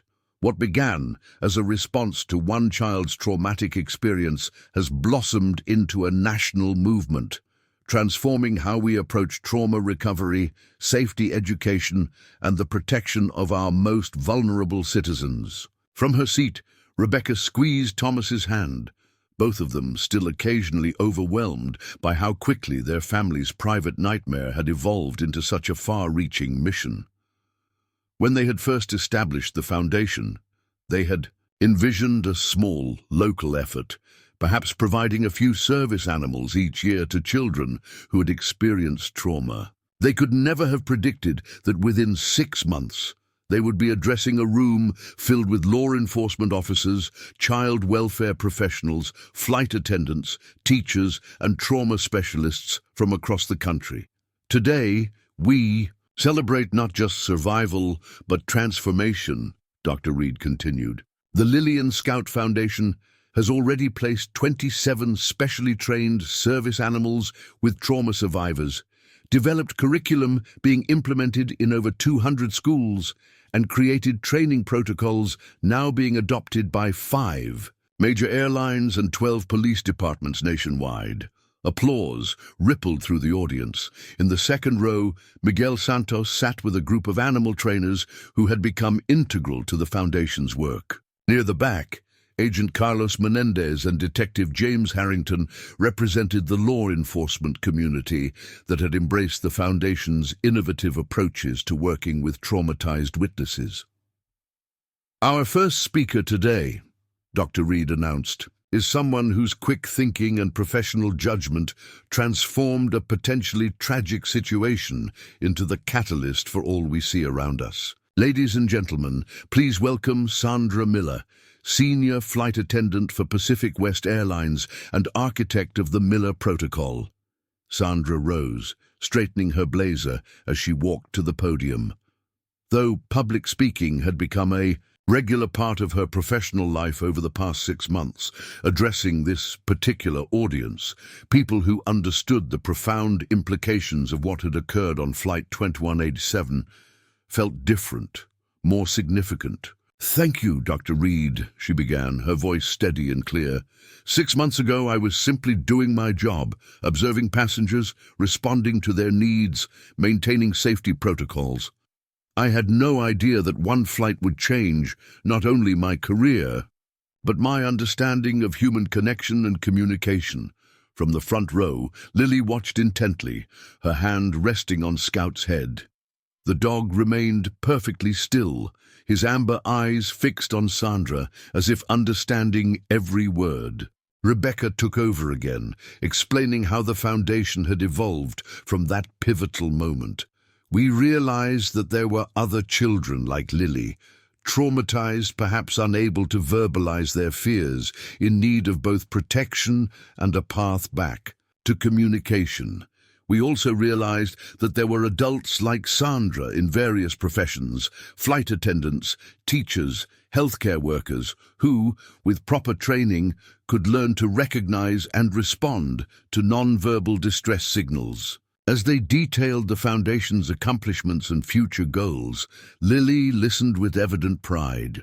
Though she had heard most of this information before, there was something different about hearing it presented to an audience of professionals who could implement these ideas on a broader scale. Our ultimate vision, Thomas concluded, is a world where no child's distress goes unrecognized simply because they cannot find the words to express it, where animals like Scout serve as translators for trauma until words become possible again, where observant adults like Sandra Miller trust their instincts when something seems wrong, even if they can't immediately identify what it is. The audience responded with a standing ovation, not just for the presenters, but for the vision they had articulated. As Rebecca and Thomas returned to their seats, Dr. Reed announced a short intermission before the next segment of the program. During the break, Lily and Scout greeted various attendees, many of whom had traveled considerable distances to participate in the summit. A group of flight attendants from various airlines gathered around Sandra, asking questions about implementing the Miller Protocol in their own work environments. Law enforcement officials consulted with Miguel about integrating service animals into witness interview protocols. Agent Menendez made his way to where Lily stood with her parents. "I've got some news I thought you might want to hear in person," he said, his expression serious but hopeful. Based on Philip's cooperation following his plea deal, we've been able to identify and locate 2 additional victims we didn't know about previously. Both alive, both now receiving appropriate support and services. Thomas exhaled slowly, the news landing with complex emotional impact. That's significant," he said finally. Rebecca nodded, her expression a mixture of relief and lingering sadness. "Are their families being connected with the support group?" "Already done," Menendez confirmed. The U.S. Attorney's Office has also agreed to allocate a portion of seized assets from Phillips's property to the Foundation, specifically to support services for these families. Lily, who had been listening to this exchange with the solemn attention she brought to all Foundation matters, looked up at the FBI agent. "Will they get dogs too? The other kids?" Menendez knelt to her level, according her the respect of direct eye contact. "If that's what would help them, then yes. I believe arrangements are already being discussed with Miguel." Satisfied with this answer, Lily nodded decisively. "Good, because Scout says sometimes you need someone who understands without words." After the intermission, the program continued with presentations from various professionals who had implemented the Foundation's protocols in their respective fields.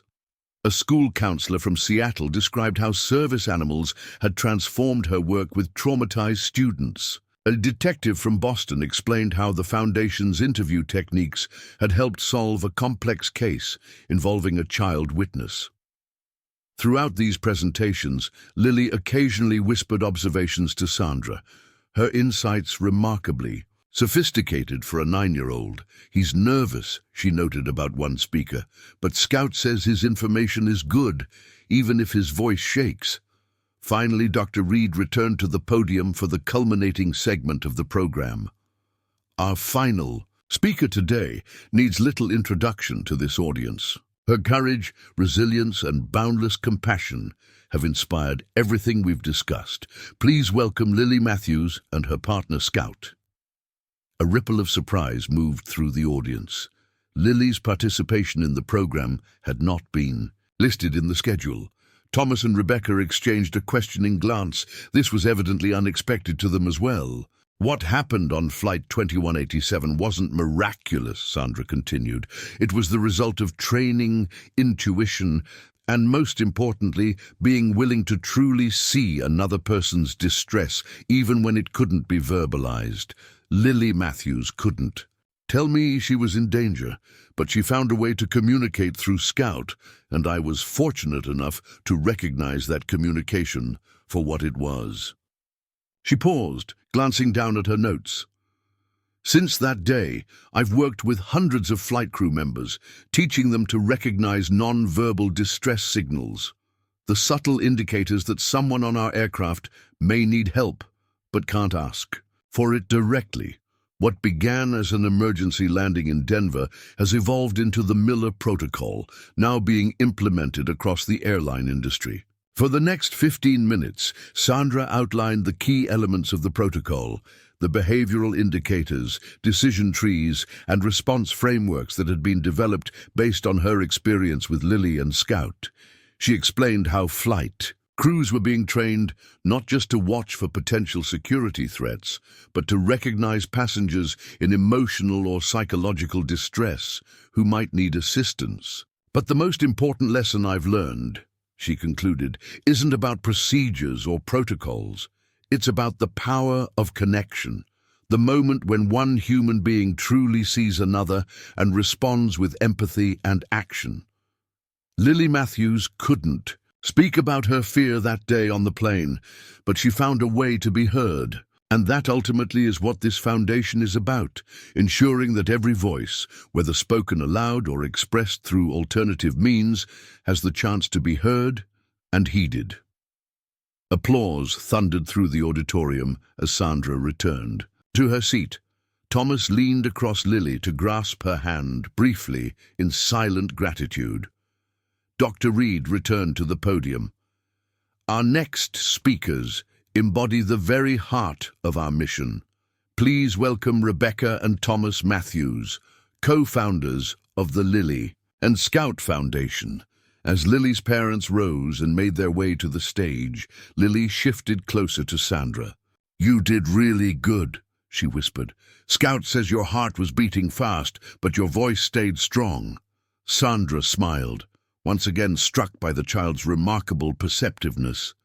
Your dog is very observant, she replied quietly. On stage, Rebecca and Thomas stood side by side at the podium, the united front they had presented throughout their ordeal and its aftermath. Rebecca spoke first, recounting the harrowing experience of Lily's attempted abduction and the long journey toward healing that had followed. For months after the incident, our daughter didn't speak, she explained, her voice occasionally catching with emotion. The trauma had silenced her in a way that seemed impenetrable. Traditional therapy helped, but the real breakthrough came when Scout entered our lives.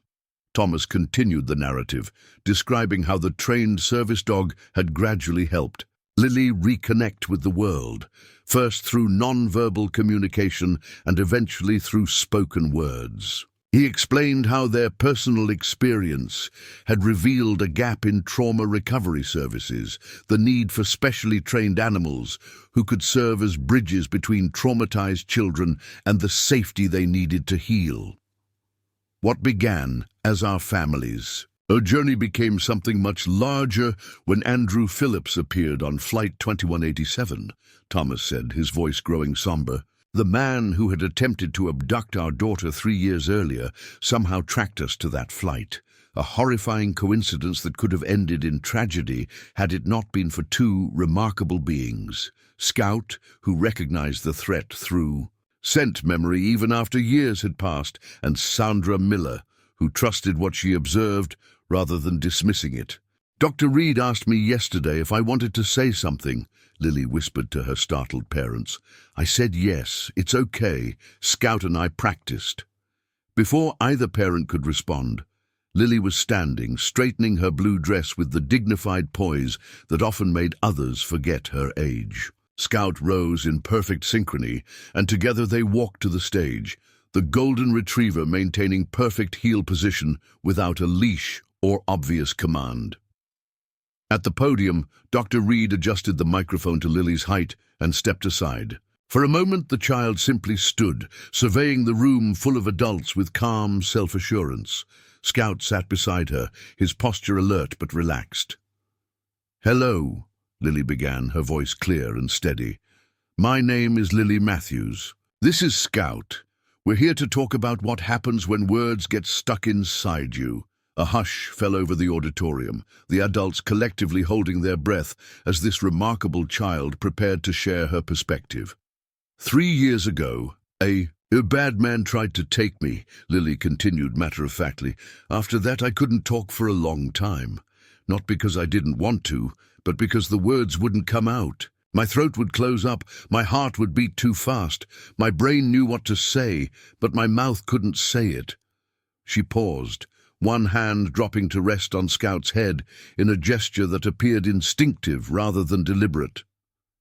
"That's what trauma does. It steals your voice. It makes you feel alone, even when people who love you are right there trying to help." From the front row, Rebecca pressed a hand to her mouth, tears flowing freely down her cheeks. Thomas sat rigid beside her, his jaw clenched against his own emotion. Sandra watched the child with a mixture of awe and profound respect. "Scout came to help me find my voice again," Lily went on. "He didn't make me talk. He just stayed with me until I was ready. He understood what I was feeling without words. He helped me remember how to feel safe." She gestured to the audience. "There are lots of kids like me. Some lost their voices because someone hurt them.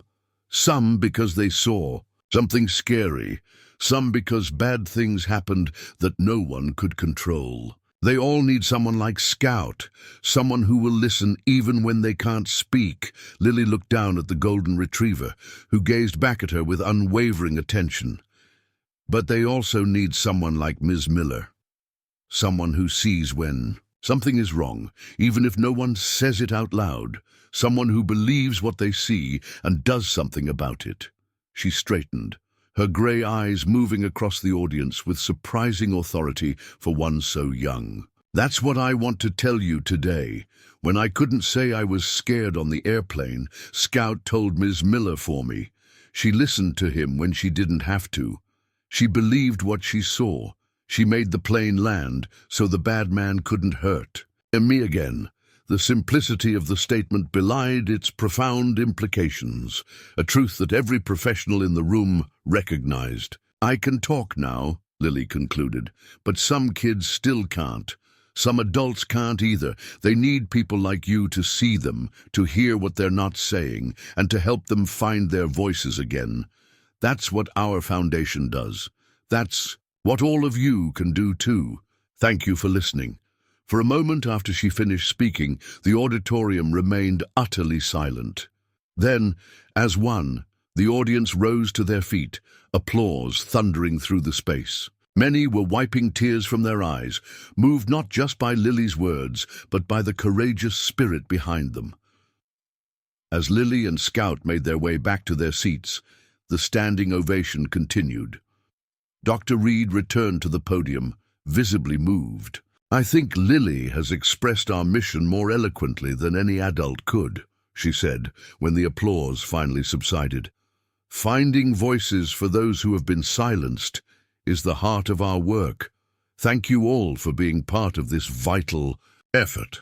The formal program concluded with the presentation of awards to individuals who had made significant contributions to the Foundation's mission.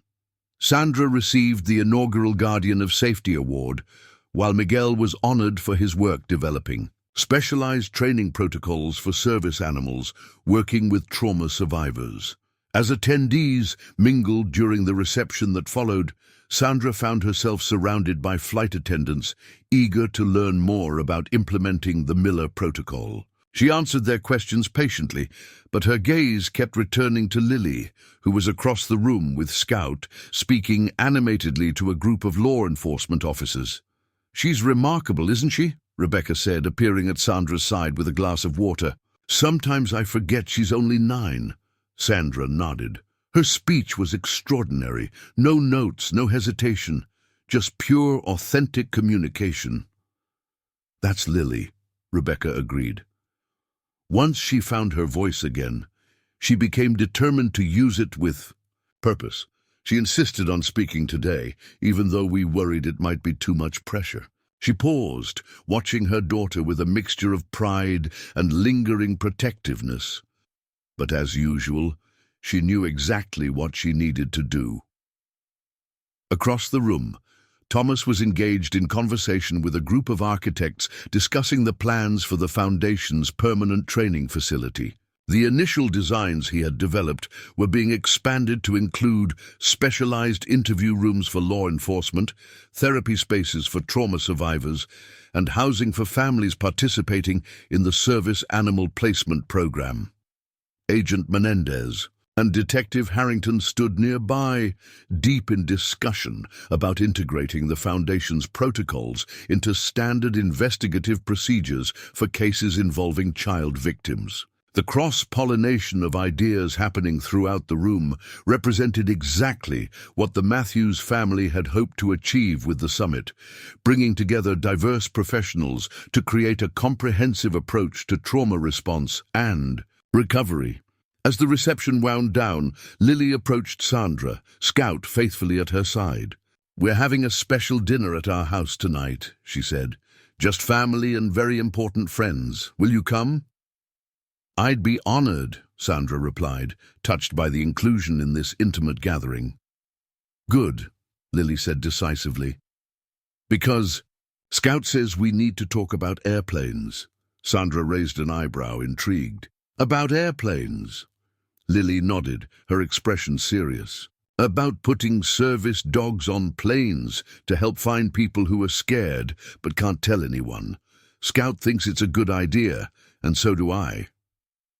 Before Sandra could respond, Lily continued, her mind clearly racing ahead with possibilities. "We could train them to walk through the cabin before takeoff. They could check each passenger, like the security dogs do with luggage at the airport. But instead of looking for dangerous things, they'd be looking for dangerous feelings. Fear that doesn't match being on an airplane." The concept was simultaneously childlike in its simplicity and profound in its potential implications. Sandra considered it with the seriousness it deserved. "That's actually a fascinating idea. There would be logistical challenges, of course, but the concept has merit. Scout and I already talked to Miguel about it," Lily informed her. "He says it's possible but complicated. That's why we need to discuss it at dinner, because you know about airplanes, and he knows about dogs, and my parents know about helping kids who are scared." Sandra smiled, recognizing in this moment the essence of what made the Matthews family's approach so effective, their ability to bring together different types of expertise around a shared mission.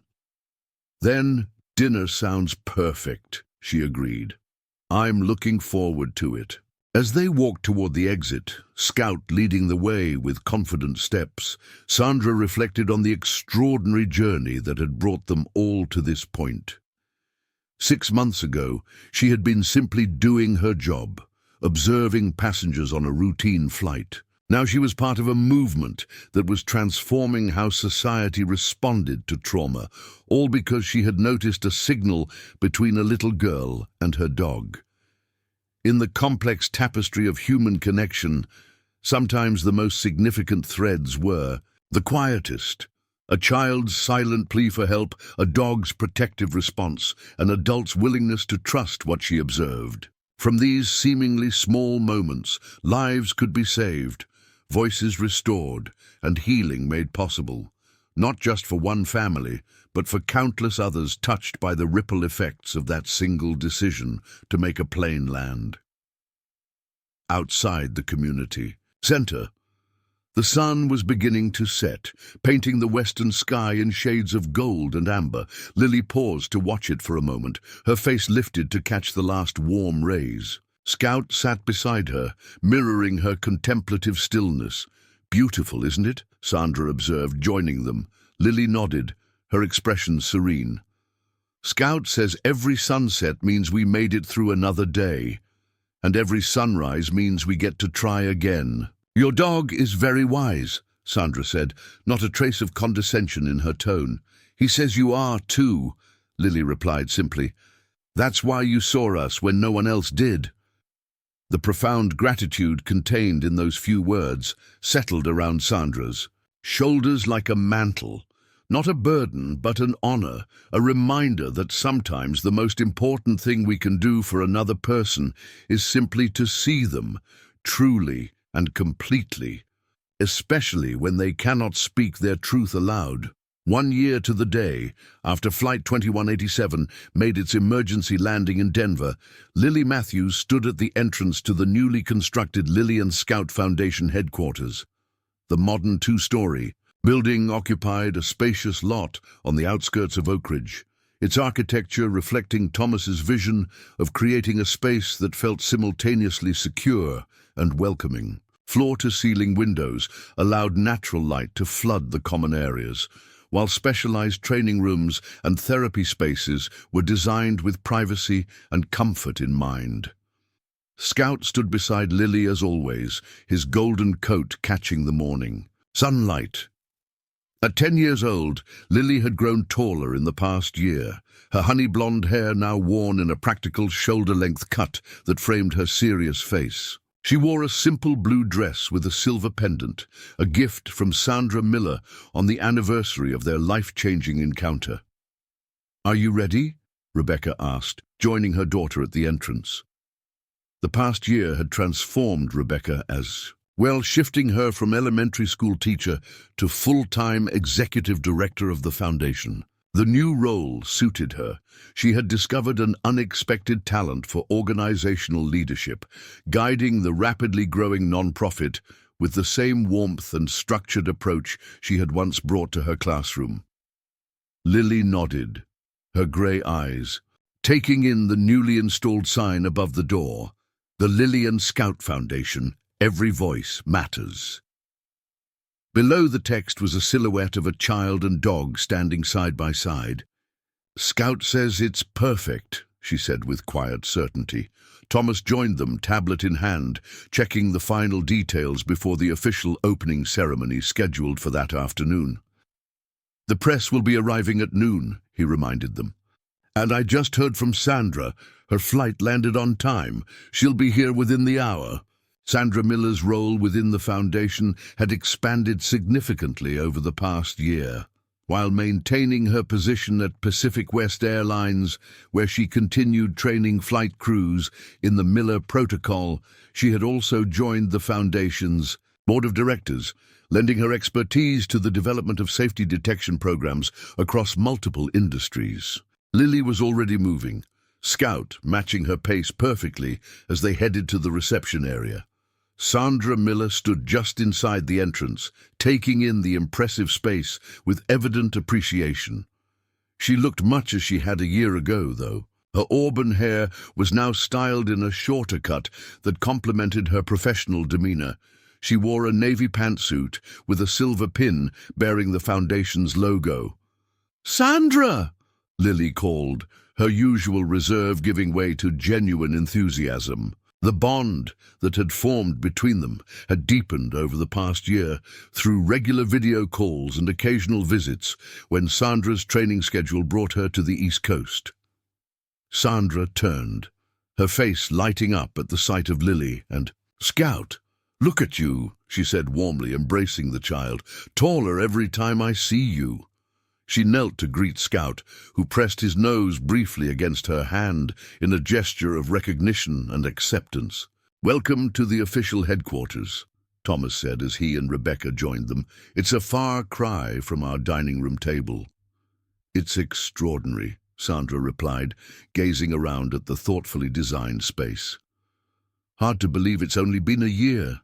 We wanted you to see everything before the crowds arrive," Rebecca explained, linking her arm with Sandra's. "There's something special we'd like to show you first." They led Sandra through the building, pointing out the various specialized spaces, the training rooms, where service animals learn to recognize and respond to trauma signals. The therapy suites where children worked with counselors and their animal partners. The education center where teachers and law enforcement personnel received certification in trauma recognition techniques. The Foundation's approach has become the gold standard, Thomas explained as they walked. What began with Scout and Lily has evolved into a comprehensive methodology for identifying and addressing trauma through multiple channels. The demand has been overwhelming, Rebecca added. We're currently training animals for placement in schools, hospitals, courtrooms, even domestic violence shelters. The waiting list grows every week. Finally, they arrived at a corridor leading to a wing that had not been featured in the building plan Sandra had previously seen. A plaque beside the door read, "The Sandra Miller Flight Safety Center." Sandra stopped, visibly moved. "You didn't tell me about this," she said quietly. "We wanted it to be a surprise," Lily explained, her serious expression giving way to a small, pleased smile. "It was my idea." Thomas opened the door, revealing a large open space designed to simulate the interior of an aircraft. Rows of actual airline seats were arranged along one side. A galley area occupied another. Most striking was the full-scale mock-up of a flight deck at the far end, complete with functional displays and controls. "This is where we'll train flight. Crews and service animals in the expanded Miller Protocol," Rebecca explained. "Pacific West has already committed to sending all their new hires through the program, and 3 other major carriers have expressed interest." Sandra walked slowly into the space, running her hand along the back of a seat, her expression a mixture of wonder and professional assessment. "It's perfect," she said finally. "Every detail is exactly right." "The simulation capabilities are state-of-the-art," Thomas added. "We can create scenarios, mimicking various types of passenger distress, allowing both animals and flight attendants to practice recognition and response techniques in a controlled environment."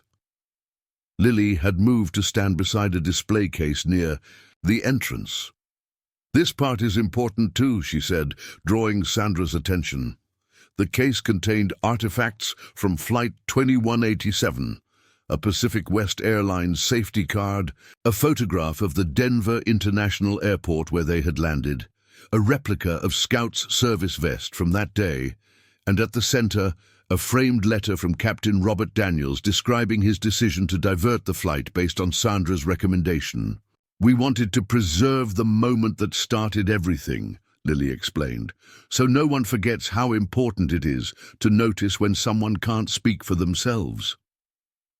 Sandra stood before the display, momentarily at a loss for words. The events of that day had transformed her life in ways she could never have anticipated. What began as a split-second decision based on professional instinct had evolved into a methodology being adopted across multiple industries, potentially saving countless lives. "I don't know what to say," she admitted finally. "You don't have to say anything," Lily replied, with the straightforward wisdom that continually surprised adults around her. "Scout says sometimes the most important things can't be put into words." Anyway, a comfortable silence fell as they all contemplated how far they had come in just 1 year. The moment was interrupted by Miguel, who appeared at the door with an apologetic expression. "Sorry to interrupt," he said, "but Agent Menendez has arrived early. He says he has information that can't wait." Thomas and Rebecca exchanged concerned glances. Carlos Menendez remained their primary contact with the FBI, coordinating the ongoing investigations that had stemmed from Andrew Phillips' case. "We'll be right there," Thomas said. To Sandra he added, "Feel free to explore the center. We'll meet you in the main conference room in a few minutes." As her parents followed Miguel, Lily remained behind with Sandra and Scout. "It's probably about the new case in Idaho," she explained, revealing her awareness of Foundation matters that might have been kept from a typical 10-year-old. "Agent Menendez thinks it might be connected to Phillips." Sandra nodded, understanding the complexity of Lily's position within the foundation. Though still a child, her experience and insights were integral to its mission, requiring a degree of transparency about difficult subjects that many parents would have avoided. "How do you feel about that?" Sandra asked carefully. "The possibility of more cases connected to him?" Lily considered the question with characteristic thoughtfulness. "Scared sometimes," she admitted, "but mostly determined. Scout says if we can help find these people, then what happened to me becomes useful instead of just painful." The wisdom in this perspective left Sandra momentarily speechless. She had worked with trauma survivors throughout her career as a flight attendant, but Lily's ability to transform her own experience into a force for positive change remained extraordinary. "Your dog is very wise," Sandra said finally, using the phrase that had become a gentle acknowledgement of Lily's special connection with Scout. "He says wisdom comes from paying attention," Lily replied seriously, "like you did on the plane."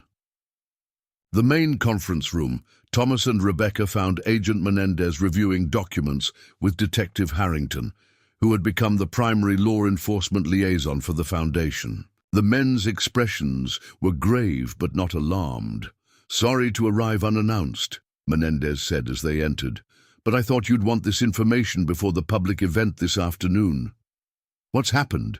Rebecca asked, taking a seat at the conference table. "Phillips has provided additional information that's led to the identification of a nationwide network," Menendez explained, sliding a confidential folder across the table.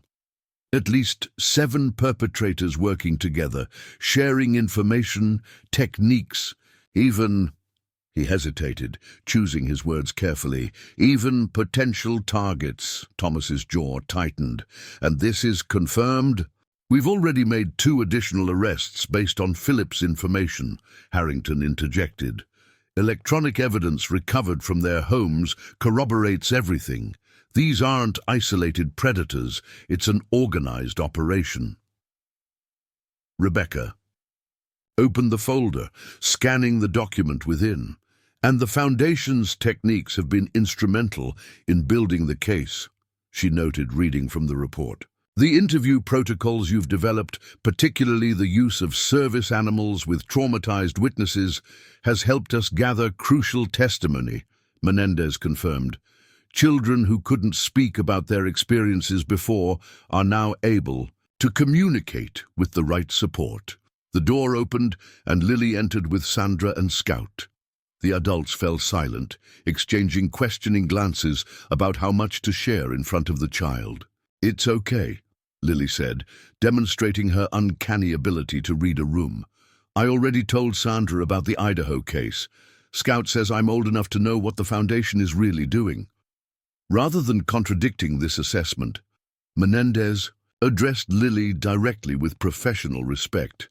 "Your Foundation's work has helped us identify more children who need help, just like you needed help. And the methods you and Scout pioneered are making it possible for them to tell their stories, so we can make sure the people who hurt them can't hurt anyone else." Lily nodded solemnly, absorbing this information with remarkable composure. "Will they all get service dogs?" she asked, focusing on the practical matter of supporting the newly identified victims. "We're already coordinating with the Victim Services Division to make that happen," Harrington assured her. "Your funding model for placement through law enforcement channels is making it possible." The funding model in question had been Rebecca's innovation, developing a pathway for law enforcement agencies to access Foundation services for witnesses and victims through specialized grants and asset forfeiture funds. This approach had dramatically expanded the Foundation's reach while ensuring financial sustainability. "We should incorporate this update into the governor's briefing," Thomas suggested, checking his watch. "He's scheduled to arrive in less than an hour, and he'll want to understand the broader impact of the Foundation's work." As the adults discussed logistical adjustments to the day's schedule, Lily moved to the large windows overlooking the Foundation's grounds. Outside, the landscaping featured a central courtyard with benches arranged around a simple fountain. The area had been designed as a tranquil space where children and their service animals could spend time outdoors in a protected environment. Scout followed, standing beside her as she gazed outward. Sandra joined them after a moment, sensing that Lily might need support processing the information about additional victims connected to her own case. "A lot has changed in a year," Sandra observed, following Lily's gaze to the peaceful grounds. "Everything and nothing," Lily replied enigmatically. When Sandra raised a questioning eyebrow, she elaborated. "The world is still full of danger, but now more people know how to see it. Children are still being hurt, but now more of them have ways to be heard. I still have nightmares sometimes, but Scout still helps me through them."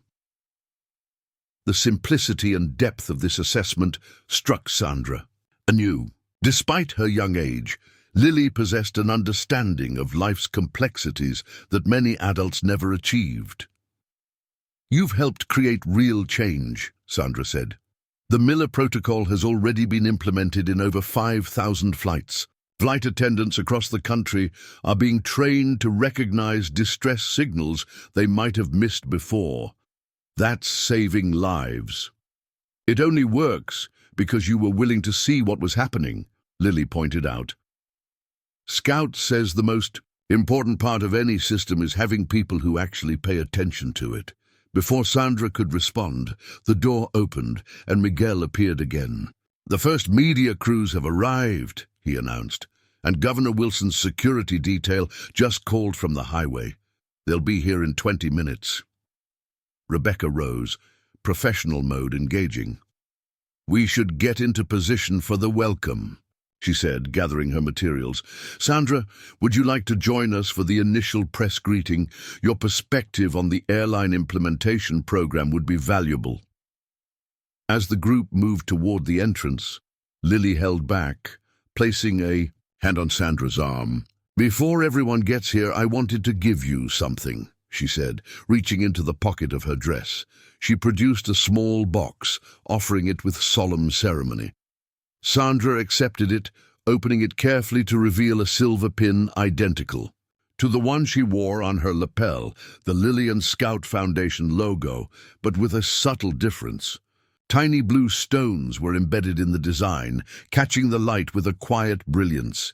"It's for founding members only," Lily explained. "There are just 4, Mom, Dad, Miguel, and you. Scout says you were there at the beginning, so you should always be recognized as part of what we built." Sandra felt a lump form in her throat as she carefully pinned the symbol beside her Pacific West Airlines wings. "I'm honored," she said simply, knowing Lily would understand the depth of emotion behind those 2 words. Outside, vehicles began arriving, media vans, staff cars, the advanced security team for the governor. The peaceful morning was giving way to the controlled chaos of a major public event. Yet within the Foundation's walls, a moment of profound connection had occurred, a quiet acknowledgement of the journey that had brought them all to this point. As they walked together toward the front entrance, Scout leading the way with confident steps, Sandra reflected on the extraordinary chain of events that had unfolded from one critical decision on Flight 2187. A child's silent signal, a dog's protective response, a flight attendant's willing observation. These seemingly small moments had combined to create a wave of change that continued to spread outward, touching countless lives. The Foundation building stood as a physical manifestation of that change. But the true transformation existed in less tangible realms, in training protocols being implemented across industries, in service animals bringing comfort to traumatized children, in the renewed voice of a little girl who had once been silenced by fear, and at the heart of it all was a simple truth that Lily Matthews had articulated in her speech a year earlier. Sometimes the most important thing one person can do for another is to truly see them, especially when they cannot speak their truth aloud. In the years that followed, the Lily and Scout Foundation transformed the lives of thousands of children. Their innovative approach became the gold standard for trauma response nationwide. Lily grew into an accomplished young woman, studying psychology while continuing to guide the Foundation's mission. Scout remained her faithful companion until his peaceful passing at 16, honored with a memorial garden at the headquarters where service dogs in training could play. Sandra Miller eventually retired from flying to become the Foundation's full-time director of training. Her protocol taught in every flight school across the country. The Matthews family's tragedy turned triumph proved that sometimes the smallest signals, a child's hand gesture, a dog's alert response, a flight attendant's decision, can create ripples of change that save countless lives. As for Andrew Phillips, he spent his life in prison, his network dismantled, his victims finding healing through the very foundation born from his terrible actions. The greatest victory. Children who once lost their voices now had multiple ways to be heard. If this story touched your heart, please subscribe to our channel for more inspiring real-life stories of courage and transformation. Every week, we bring you extraordinary, tales of ordinary heroes who remind us that even in our darkest moments, hope finds a way. Subscribe now and join our community of believers in the power of human resilience.